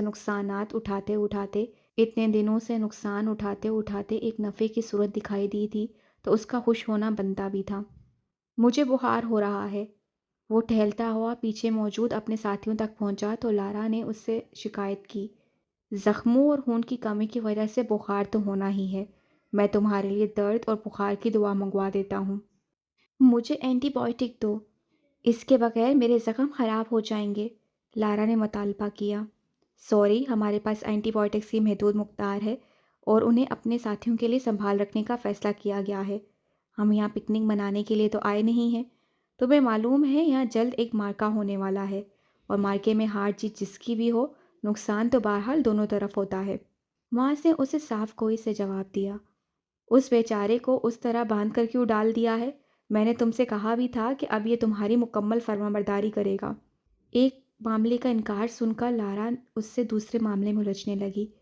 آدمی جب حالت جنگ میں ہو تو اسے کسی پر بھی مکمل اعتماد نہیں کرنا چاہیے، میں بھی نہیں کر سکتا۔ اس کی طرف سے ایک بار پھر صاف گوئی کا مظاہرہ ہوا۔ لارا محض منہ بنا کر رہ گئی۔ ویسے تم عجیب ہو، اس ویرانے میں ہان کو اپنے ساتھ لے کر اتنی دور جا نکلی تھی؟ تو مجھے کیا معلوم تھا کہ وہاں تم لوگ ٹپک پڑو گے؟ وہ معاذ کے پوچھنے پر چڑی۔ تکلیف اور نکاہت دھیرے دھیرے اس پر غالب آتے جا رہے تھے اور اسے اس وقت اس کے سوال جواب اچھے نہیں لگ رہے تھے۔ میرے خیال میں تم اس امید پر اتنی دور تک جا نکلی تھی کہ تمہیں امید تھی کہ آج ہماری گرفتاری کے لیے جانے والے بازل اور اس کے ساتھی ہمیں واپس لے کر لوٹ آئیں گے، اور تم ہمیں ہان کی بے بسی کا تماشا دکھا کر ذہنی اذیت دے سکو گی۔ تمہاری مرضی ہے، جو چاہے سمجھتے رہو، میں تمہیں تمہارے کسی سوال کا جواب نہیں دوں گی۔ اس نے بیزاری کا اظہار کیا۔ اچھا یہ تو بتا دو کہ جب تمہیں اور خان کو یہاں پہنچایا گیا تو اس وقت تم دونوں کے ساتھ اور کون کون آیا تھا؟ کیا مطلب؟ کون کون آیا تھا؟ بس ہم دونوں ہی تھے۔ وہ پہلے سوال سن کر چونکی، پھر کسی اور کے ساتھ آنے سے صاف انکاری ہوئی۔ میں مان ہی نہیں سکتا، یہاں تک پہنچنے کے لیے اچھا خاصا خرچہ کرنا پڑتا ہے، تو یہ ہو ہی نہیں سکتا کہ صرف 2 بندوں پر ڈیوڈ اتنا خرچہ کرے۔ ہم سامان رست کے ساتھ آئے تھے، لارا نے بحالت مجبوری جواب دیا۔ اور اس سامان کو کیمپ تک کیسے لے جایا گیا؟ کیا یہ کارنامہ بھی تم 2 بندوں نے انجام دیا؟ معاذ نے طنز سے پوچھا۔ نہیں، اس کے لیے ایک خاص پوائنٹ پر کیمپ سے بندے آئے تھے۔ میں اب بھی بہت الجھن میں ہوں کہ ڈیوڈ نے اس علاقے میں اپنا کیمپ کیوں بنایا۔ ٹھیک ہے یہ جگہ محفوظ ہے، لیکن اس سب کو مینج کرنا بہت مشکل ہے۔ اس جگہ کیمپ کو چلانے کے لیے مالی وسائل اور افرادی قوت دونوں کی ضرورت ہے۔ جس دن موسم خراب ہو تب تو کھانے پینے کا سامان پہنچانا بہت ہی مشکل ہو جاتا ہوگا۔ ایسے میں اتنے لوگوں کا کھانا پینا کیسے چلتا ہوگا؟ وہ اپنے ذہن میں موجود سوال لارا کے سامنے اٹھا رہا تھا۔ میں کیا بتا سکتی ہوں، میں تو خود حال ہی میں یہاں آئی تھی، اس سے تنک کر جواب دیا۔ معاذ کو مزید سوال اٹھانے کا موقع اس لیے نہیں ملا کہ اسے زینگ کا ایک آدمی بلانے آ گیا تھا۔ رات ہونے میں زیادہ دیر نہیں ہے، اندھیرا پھیلتے ہی زینگ حملے کا فیصلہ سنا دے گا۔ تم دونوں نے گلہان کی حفاظت کرنا ہے، بہتر ہے اسے کسی محفوظ آڑ میں پہنچا دو۔ خود تم دونوں کے لیے بھی میری یہی نصیحت ہے کہ حملہ آوروں کی پہلی صف میں شامل نہیں ہونا۔ میں زینگ سے بھی اس سلسلے میں بات کر لوں گا۔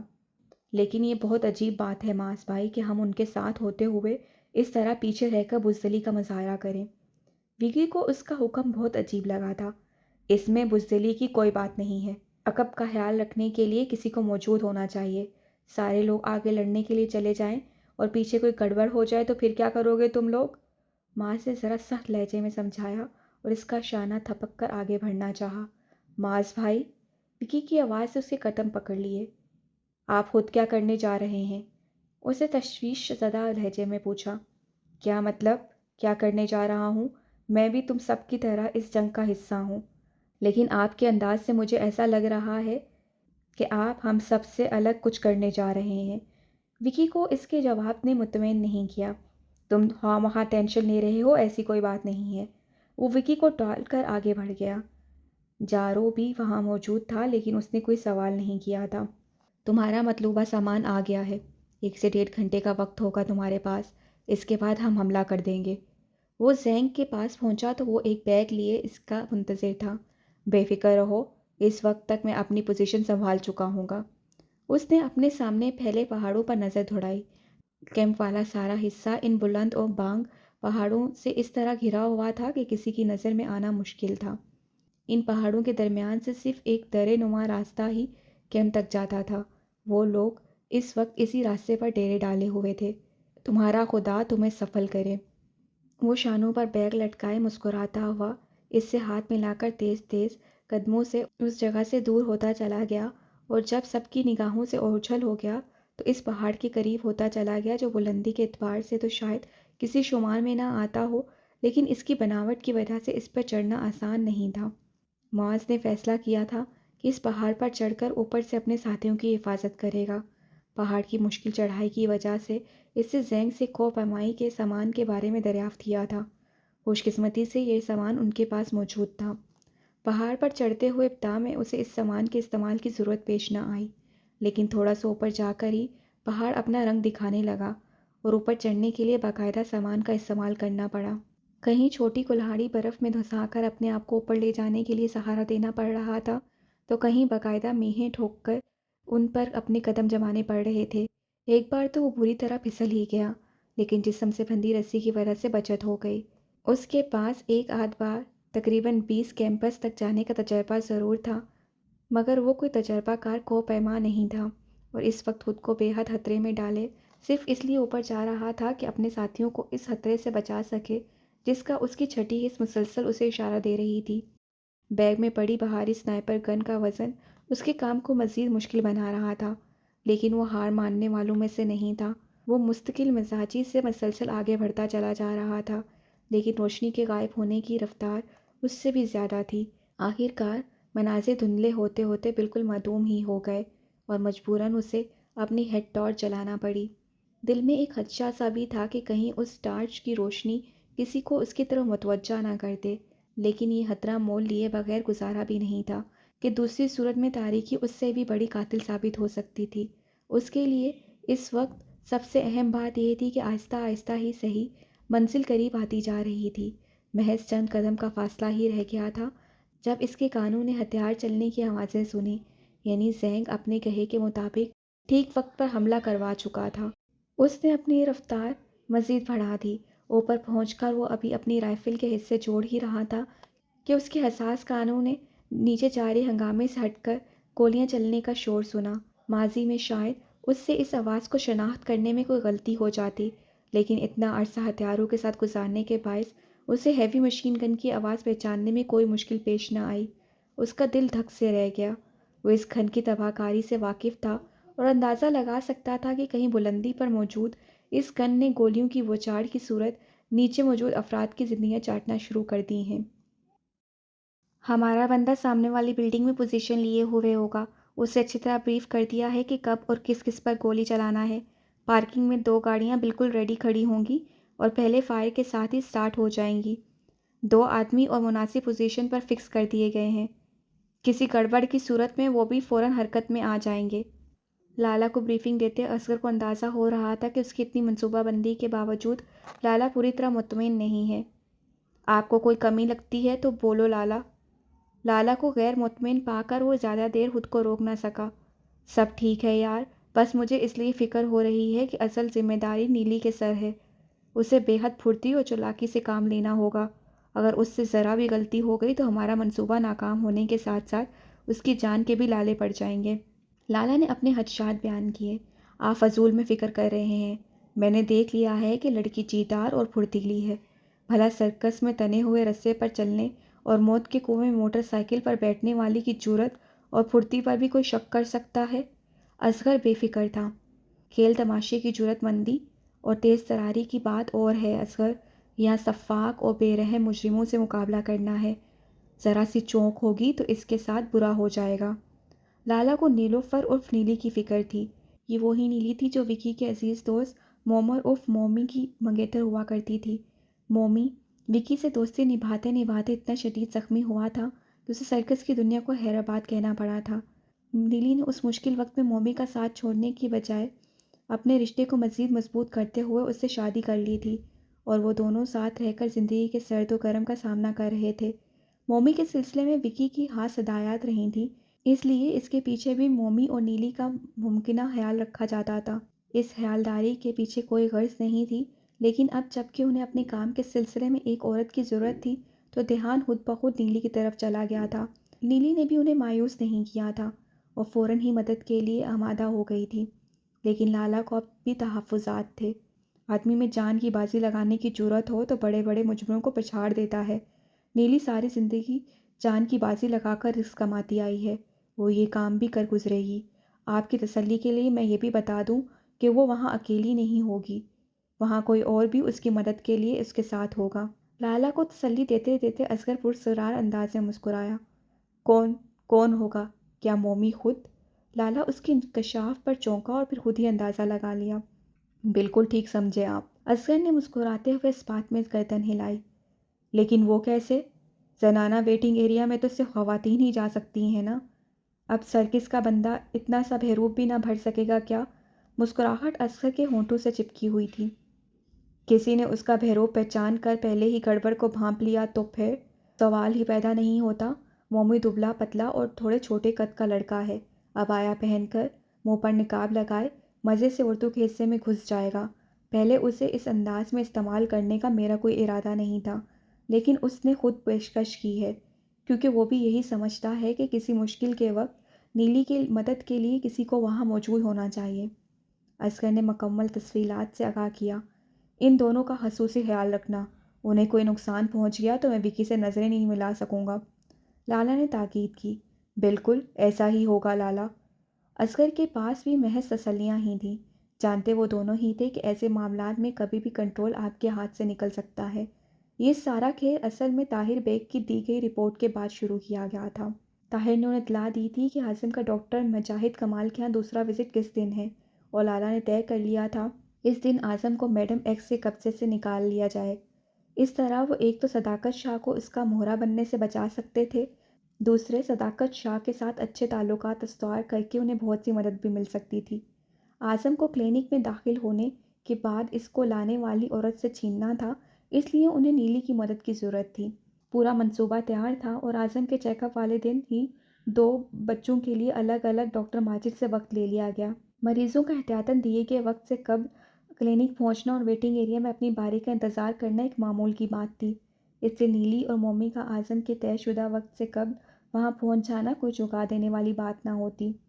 اصغر اپنی منصوبہ بندی سے پوری طرح مطمئن تھا، پھر بھی لالا کی تسلی کے لیے اس نے نیلی اور مومی کو پہلے سے اپنے پاس بلوا لیا تھا۔ کسی طرح کی گھبراہٹ یا پریشانی تو نہیں ہے؟ روانگی سے قبل اس نے نیلی سے پوچھا۔ بالکل نہیں، نیلی نے بھرپور اعتماد سے جواب دیا اور گلابی رنگ کے بستر میں لیٹے بچے کے سر پر ٹوپی درست کی۔ ٹوپی کی ڈیزائننگ اور بچے کے کپڑے نظر آنے والے حصے سے اندازہ ہو رہا تھا کہ وہ لڑکی ہے، لیکن وہ لڑکی نہیں تھی۔ حقیقتاً وہ انسان بچے کے روپ میں ایک گڑیا تھی، جسے اتنی فنکاری سے بنایا گیا تھا کہ ایک نظر دیکھنے میں اس پر اصل بچے کا گمان ہوتا تھا۔ ایسا ہی ایک مصنوعی بچہ مومی کے پاس بھی تھا۔ وہ اس بچے کو ایک جانب رکھے جدید تراش حراش کا سیاہ عبایا اپنے جسم پر سیٹ کرنے میں مصروف تھا۔ یہ عبایا اس انداز کا تھا کہ آنکھوں اور ہاتھ پیروں کے سوا اس کے جسم کے کوئی حصہ دکھائی نہیں دے رہا تھا۔ ہاتھوں کا مردانہ پن چھپانے کے لیے اس نے ان پر ایک باریک جالی کے سیاہ دستانے چڑھا رکھے تھے۔ پیروں میں بھی سیاہ جرابیں اور زنانہ طرز کے بند جوتے تھے۔ دور سے دیکھنے پر اس پر کسی خوشحال مذہبی گھرانے کی خاتون کا گمان ہو رہا تھا، اور اس تاثر کو مضبوط کرنے کے لیے اس کے پاس ایک مہنگا لیدر بیگ بھی موجود تھا۔ کلینک میں گھسنے سے پہلے ہر شخص کو میٹل ڈیٹیکٹر کی مدد سے چیک کیا جاتا ہے، اس لیے ہتھیار تم لوگ ساتھ لے جا نہیں سکتے۔ جو کچھ کرنا ہے خالی ہاتھوں سے کرنا، کر لو گے نا؟ یہ سب آپ ہمیں پہلے بھی بتا چکے ہیں اصغر بھائی، اب بار بار بتا کر ٹینشن دینے کا کیا فائدہ؟ نیلی نے اسے ٹوکا۔ نہیں نہیں، ٹینشن نہیں دے رہا، بس سمجھا رہا ہوں۔ اصغر اس کے ٹوکنے پر جھینپا۔ سمجھنے سمجھانے کا وقت گزر چکا، اب تو بس آپ ہمارا ایکشن دیکھیے گا۔ ہم وکی کے دوست ہیں، اپنے ایکشن سے آپ کو وکی کی یاد نہ دلا دی تو نام بدل دیجیے گا۔ نیلی بہت ریلیکس تھی۔ اس نے کھلے پانچوں کے ٹراؤزر کے ساتھ گھٹنوں سے اونچی اوپن شرٹ پہن رکھی تھی۔ اس کے سنہری رنگ سے رنگے بال ایک جدید تراش کے ہیئر سٹائل کے ساتھ اس کے شانوں اور پشت پر گول گول چھلوں کی صورت میں بکھرے ہوئے تھے، اور آنکھیں بھی تقریباً بالوں کے ہم رنگ ہو رہی تھیں۔ اس سے نہایت نفاست سے نو میک اپ لک دینے والے میک اپ کر رکھا تھا، اور ایک چھوٹے بچے کی جوان اور امیر ماں کے روپ میں جچ رہی تھی۔ ٹھیک ہے تو پھر اب نکل پڑو، تم دونوں کا ٹائم پر وہاں ہونا ضروری ہے۔ اصغر کو بھی احساس ہو گیا تھا کہ وہ بلا وجہ کی الجھن میں گرفتار ہو رہا ہے۔ اس کا اشارہ ملتے ہی وہ دونوں حرکت میں آ گئے۔ دونوں کو لے جانے کے لیے باہر ڈرائیور سمیت گاڑیاں موجود تھیں۔ گاڑیاں ایک ساتھ روانہ ہوئیں، لیکن دونوں نے ڈاکٹر مجاہد کے کلینک جانے کے لیے الگ الگ راستہ اختیار کیا۔ نیلی کی گاڑی کا راستہ مختصر تھا، اس لیے وہ پہلے کلینک پر پہنچی۔ بارودی ڈرائیور نے پارکنگ میں گاڑی روکی اور پھرتی سے نیچے اتر کر پچھلی جانب کا دروازہ کھولا۔ نیلی نے نیچے اترنے سے قبل اس کو ایک کیری کاٹ تھمائی۔ خوبصورت جعلی مونڈھی کیری کاٹ میں سوئی ہوئی بچی کی جھلک دکھائی دے رہی تھی۔ جعلی کی وجہ سے بچی اتنی صاف دکھائی نہیں دے رہی تھی کہ اس کے اصلی یا نقلی ہونے کا اندازہ لگایا جا سکے۔ ٹھیک ہے، اب تم واپس جاؤ۔ پارکنگ سے لے کر ایکسپالیا تک ڈرائیور کیری کاٹ تھامے اس کے پیچھے چلتا رہا۔ ایکسپالیا پر پہنچ کر اس نے ڈرائیور کے ہاتھ سے کیری کاٹ لے لی اور اس سے تہمکانہ لہجے میں بولی تو ڈرائیور مؤدبانہ سر کو ہم دے کر وہاں سے چلا گیا۔ جس وقت وہ پارکنگ میں پہنچا، مومی والی گاڑی اندر داخل ہو رہی تھی۔ عبایا پوش مومی نے نیلی کے برخلاف گاڑی سے اسٹرالر خود باہر نکالا تھا اور خود اسے دھکیلتا ہوا ایکسپالیا تک پہنچ گیا۔ اس کی گاڑی کے ڈرائیور نے ڈرائیونگ سیٹ نہیں چھوڑی تھی اور وہ وہیں بیٹھا اپنی ڈیوٹی انجام دے رہا تھا۔ میم، بچے کا ویٹ کروا لیں۔ مومی اسٹرولر کو دھکیلتا ویٹنگ روم میں داخل ہو رہا تھا جب اس نے پہلے سے نشست پر بیٹھی نیلی سے نرس کو بولتے ہوئے سنا، ریڈی۔ نیلی نرس کی بات کے جواب میں کوئی رد عمل ظاہر کرتی اس سے قبل ان دونوں نے اپنے کان میں سرگوشی سنی۔ انہوں نے بے حاستہ ایک دوسرے پر نظر ڈالی۔ اس ایک لفظ کا مطلب تھا کہ اعظم اپنی دیکھ بھال کرنے والی عورت کے ساتھ وہاں پہنچ چکا تھا۔ میم، میں آپ سے کہہ رہی ہوں کہ بیٹی کا ویٹ کروا لیں۔ نرس نے نیلی کی طرف سے اپنی بات پر رد عمل نہ ظاہر ہونے پر اسے بلند آواز میں ٹوکا۔ جی، میں لا رہی ہوں۔ اس نے ساتھ والی نشست پر رکھے کیری کوٹ پر پھیلی جالی کو دھیرے سے ہٹانا شروع کیا۔ اسی وقت اس کے کانوں میں قدموں کی چاپ گونجی۔ یہ چاپ مومی نے بھی سنی۔ ان کے درمیان ایک بار پھر نظروں کا لمحاتی تبادلہ ہوا۔ عبایا پوش مومی اسٹرالر کو ایک طرف کرتے ہوئے دانستہ داخلی دروازے سے قریب ترین رکھی نشست پر ٹک گیا۔ فائر! آنے والی نے ویٹنگ روم میں پہلا قدم رکھا تھا کہ ان دونوں کے کان میں بیک وقت یہ لفظ گونجا۔ وہ دونوں اس لفظ کا مطلب سمجھتے تھے۔ باہر کام شروع ہو گیا تھا۔ وہ اعظم کو لے کر باہر نکلتے تو انہیں میدان صاف ملتا۔ دونوں ہی ایکشن میں آنے کے لیے اچھل کر اپنی نشست سے کھڑے ہوئے۔ ان کے انداز کا یہ غیر معمولی پن آنے والے نے محسوس کیا اور بھڑک کر واپس پلٹنے کی کوشش کی، لیکن وہاں نومی ایک عبایا پوش عورت کے روپ میں اس کی راہ روکے کھڑا تھا۔ بچے کو میری دوست کے حوالے کر دو ورنہ جان سے جاؤ گی۔ نومی نے اپنی بیلٹ کے ساتھ اٹکا ایک کھلونے نما لکڑی کا ٹکڑا نکال کر اسے جھٹکا دیا تو اس کی تہیں کھلتی چلی گئیں اور ایک ایسی چپٹی اسکیل نما ڈنڈی ترتیب پا گئی جس کا ایک سرا بالکل کسی نیزے کی طرح تھا۔ کسی دھات کے استعمال کے بغیر بھی اس لکڑی کے نیزے کو اتنی مہارت سے تراشا گیا تھا کہ آرام سے انسانی جسم میں اتر سکتا تھا۔ مومی نے اپنے اس نیزے کی انی کو سیدھا اعظم کو گود میں اٹھائے کھڑی عورت کے نرخرے پر رکھا تھا۔ وزن کرنے والی مشین کے قریب کھڑی नर्स हैरत से मुंह खोले ये सारा मंजर देख रही थी। कौन हो तुम? खाल में उतरती लकड़ी की तेज नोक के बावजूद औरत ने नोमी के हुक्म की तामील नहीं की थी और सख्त लहजे में सवाल किया था। हम इसके सगे हैं और उसे तुझ जैसी डैन के कब्जे से निकालना चाहते हैं। नीली ने आगे बढ़कर से थप्पड़ रसीद किया और आज़म को उसकी गोद से छीनने की कोशिश की। इस कोशिश में वो घबरा कर रोने लगा। नीली के दरमियान में आ जाने की वजह से मोमी का ध्यान भी थोड़ा सा भटक गया। इस मौके का उस औरत ने फ़ायदा उठाते हुए खुद 2 कदम पीछे हटने की कोशिश की और साथ ही नीली को निशाना बनाने के लिए अपनी टांग भी चलाई। रद्द-ए-अमल नीली और नोमी दोनों की तरफ से आया था। नोमी का हाथ खुदकार अंदाज में इस पर हमलावर हुआ और तेज़-धार लकड़ी के नेज़े की अन्नी इसके गले पर पेवस्त हो गई। ये झटका उसके लिए भी ज़ोरदार था कि ऐन इसी वक्त नीली ने भी औरत का बाजू गुस्से से खींचा। इस खिंचाव ने औरत को आगे की तरफ झुकाया तो उसके अपने वजन ने भी अन्नी को अंदर तक पेवस्त होने में मदद दी। तकलीफ की शिद्दत के बायस औरत के हाथ की गिरफ्त आज़म पर कमज़ोर हो गई और उसके हाथ से फिसलकर नीचे गिर गया। वो पहले ही घबरा कर रो रहा था, गिरने से चोट लगी तो मज़ीद हलक फाड़ने लगा। मुमकिन था कि इस शोर पर क्लिनिक का अमला मुतवज्जा होकर सूरत हाल मालूम करने के लिए इस सफ़ का रुख करता, लेकिन अंदर जारी हंगामे से ज़्यादा शदीद हंगामा बाहर बर्पा हो चुका था। मुसलसल फायरिंग के साथ ड्राइवर और गार्ड्स की गिरने वाली लाशों ने एक दहशत और अफरा तफरी की सूरत हाल पैदा कर दी थी। हमलावर को किसी ने नहीं देखा था, लेकिन क्लिनिक के अपने गार्ड्स ने भुखलाकर खुद फायरिंग शुरू कर दी थी। इस फायरिंग ने आसपास मौजूद लोगों को खौफजदा कर दिया था।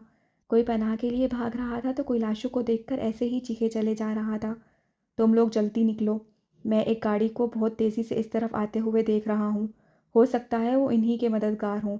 कान में हिदायत देने वाला चीखा तो वो दोनों औरत की खून आलूदा लाश की वजह से लगने वाले झटके से संभले। नीली ने बच्चे को उठाया और बाहों में भरकर तेज़ी से बाहर की तरफ लपकी। मोमी ने भी इसका साथ दिया। क्लिनिक की पूरी फ़ज़ा में सरासमगी फैली हुई थी। बाहर से भी शोर अंदर आ रहा था। ऐसे में कौन गौर करता कि अंदर से बरामद होने वालियों की गोद में वो बच्चे नहीं थे जिन्हें वो कुछ देर कब लेकर यहाँ आई थीं। लोगों की इस ख्वास बख्ती का फ़ायदा उठाते हुए वो दोनों तेज़ी से बाहर की तरफ रुके। ओए रोको उन्हें, कहाँ जा रही हैं ये? बहन जी कहाँ जा रही हैं आप दोनों? क्या सुनाई नहीं दे रहा कि बाहर गोलियां चल रही हैं? लगता है मरने का इरादा है बेचारियों का। गेट के करीब पहुंचने पर उन्हें पीछे से कई आवाज़ें सुनाई दी, लेकिन उन्होंने अपने कदम नहीं रोके।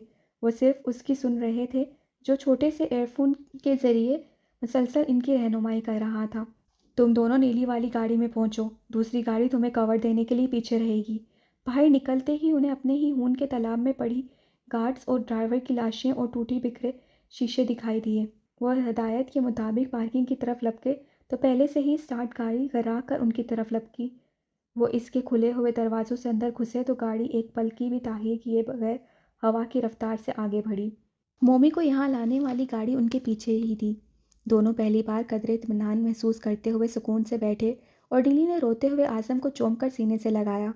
सहमा हुआ बच्चा उसके वजूद की गर्मी से थोड़ा पुरसुकून हुआ, लेकिन फिर फ़िज़ा में गूंजने वाली फायरिंग की आवाज़ ने आज़म समेत उन दोनों को भी हिला डाला। मेरा शक दुरुस्त था। गाड़ी मुजाहिद कमाल के क्लिनिक की तरफ ही आ रही थी और अब तुम लोगों के पीछे है, लेकिन फ़िक्र न करो, हम उनसे निपट लेंगे। उन्हें ताज़ा तरीन सूरत हाल से आगाह किया गया, साथ ही गाड़ी की रफ्तार भी बढ़ गई। कुछ लम्हों में वो उस सारे हंगामे से दूर निकल चुके थे। नीली की मोहब्बत भरी थपकियों ने आज़म को पुरसुकून कर दिया था और वो उसे सीने से लगाए सुकून से नशिस्तगाह से पुष्ट टिकाए बैठी थी। क्या थक गई हो? नोमी ने उसे यूं बैठे देखकर मोहब्बत से पूछा। वो अबाया को ऊपर वाला हिस्सा उतार कर एक तरफ रख चुका था और अब हाथ में दस्ताने पहने खींच कर उतार रहा था। लिली ने धीरे से गर्दन को नफ़ी में जंबिश दी और चमकती आंखों से उसकी तरफ देखते हुए बोली, आज बहुत दिनों बाद इस सरूर को महसूस कर रही हूँ जो मौत के कुएं में तुम्हारे पीछे मोटरसाइकिल पर बैठकर महसूस होता था। जवाबन मोमी उसे देख कर रह गया। सर्किस से दूरी को सिर्फ वो ही नहीं, नीली भी महसूस करती थी। हैवी मशीन गन की आवाज़ सुनते ही उसने अपनी हेड टॉर्च बुझा दी थी और अब अंधेरे में किसी शिकारी दरिंदे की तरह साकित बैठा अपनी हिस्सायात से माहौल को पढ़ते हुए सारे हिसाब किताब लगा रहा था। दूसरा राउंड शुरू होते ही उसके दिमाग ने समेत और फासले का तयन करना शुरू कर दिया और बहुत जल्द इस नतीजे पर पहुंच गया कि हमलावर उसके दाएं जानिब मौजूद पहाड़ पर मौजूद है। बहुत जल्द उसकी नाइट विजन ने उसे सब धब्बे की सूरत तलाश कर लिया। वो मशीन गन को स्टैंड पर लटकाए पूरे रिदम के साथ फायरिंग कर रहा था। मास अपनी स्नाइपर गन का रुख उसकी तरफ किया और बदन को बिल्कुल साकित करके निशाना बांधने लगा। हवा की रफ्तार, रोशनी, दरजा हरारत, दरमियानी फासला, ये सारे हिसाब किताब इस वक्त सिर्फ जबालियत के सहारे हो रहे थे, और वो भी किसी सुपर कंप्यूटर की रफ्तार से ज़्यादा तेज़ी से। पत्थर की तरह साकित हुए जिस्म की सिर्फ एक उंगली को हरकत का अजान हुआ। ट्रिगर दबा और गोली निकलकर सीधी इस सब्ज धब्बे की तरफ पड़ी, जो नीचे मौजूद इसके साथियों में मौत बांट रहा था। बस एक पल की बात थी, उससे सब्ज धब्बे को एक झटके से गिरते और गायब होते देखा। पता नहीं वो वहीं गिरा हुआ था या नीचे लढ़क गया था। उसके इत्मीनान के लिए बस इतना ही काफ़ी था कि मौत का कहका लगाती मशीन गन गायब हो गई थी। यकीनन ये मशीन गन ही कैंप वालों के लिए तरफ का पत्ता थी, और उन्हें इत्मीनान था कि कम नफरी के बावजूद वो अपना बेहतरीन दफा कर सकेंगे। उनका ये इत्मीनान गलत भी नहीं था। अगर मार्स की छठी हिस्स उसे खतरे का एहसास ना दिलाती और वो हमले के दौरान बुलंदी से निगरानी पर इसरार ना करता, तो वो शख्स उनकी नज़रों में ही ना आता। वो जिस पोजीशन पर था वहाँ से उसे नीचे से निशाना भी नहीं बनाया जा सकता था। दिल ही दिल में अल्लाह का शुक्र अदा करता। वो कुछ देर यूं ही सीने के बल लेटा सुनगिन लेता रहा। इम्कान कम था, लेकिन फिर भी इत्मीनान करना ज़रूरी था कि इसका कोई दूसरा साथी तो मौजूद नहीं। थोड़ी देर में ही तसल्ली भी हो गई। उसके कान सुन सकते थे कि ऊपर से बरसती गोलियों से घबराकर पसपा हो जाने वाले उसके साथी एक बार फिर मैदान में उतर आए हैं, और इस बार उनकी कामयाबी यकीनी थी। यकीनी कामयाबी का इत्मीनान हो जाने के बाद उसने पहाड़ से नीचे उतरना शुरू कर दिया। ये काम चढ़ने के मुकाबले में मज़ीद दुश्वार था। बार बार पाँव फिसल रहे थे, लेकिन वो किसी जल्दबाजी का मुजाहरा किए बगैर धीरे धीरे उतरता चला गया। उतरने का ये मरहला तय होने में इतनी थकन हो गई थी कि वो फ़ौरन बाकी लोगों के दरमियान जाने की बजाय कुछ देर वहीं लेट गया। लेटे लेटे उसकी नज़र आसमान पर पड़ी।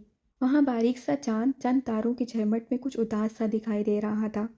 उसका ज़हन खुद ब खुद सजल की तरफ चला गया। वो भी यूं ही उदास थी और आहिस्ता आहिस्ता खुलती जा रही थी।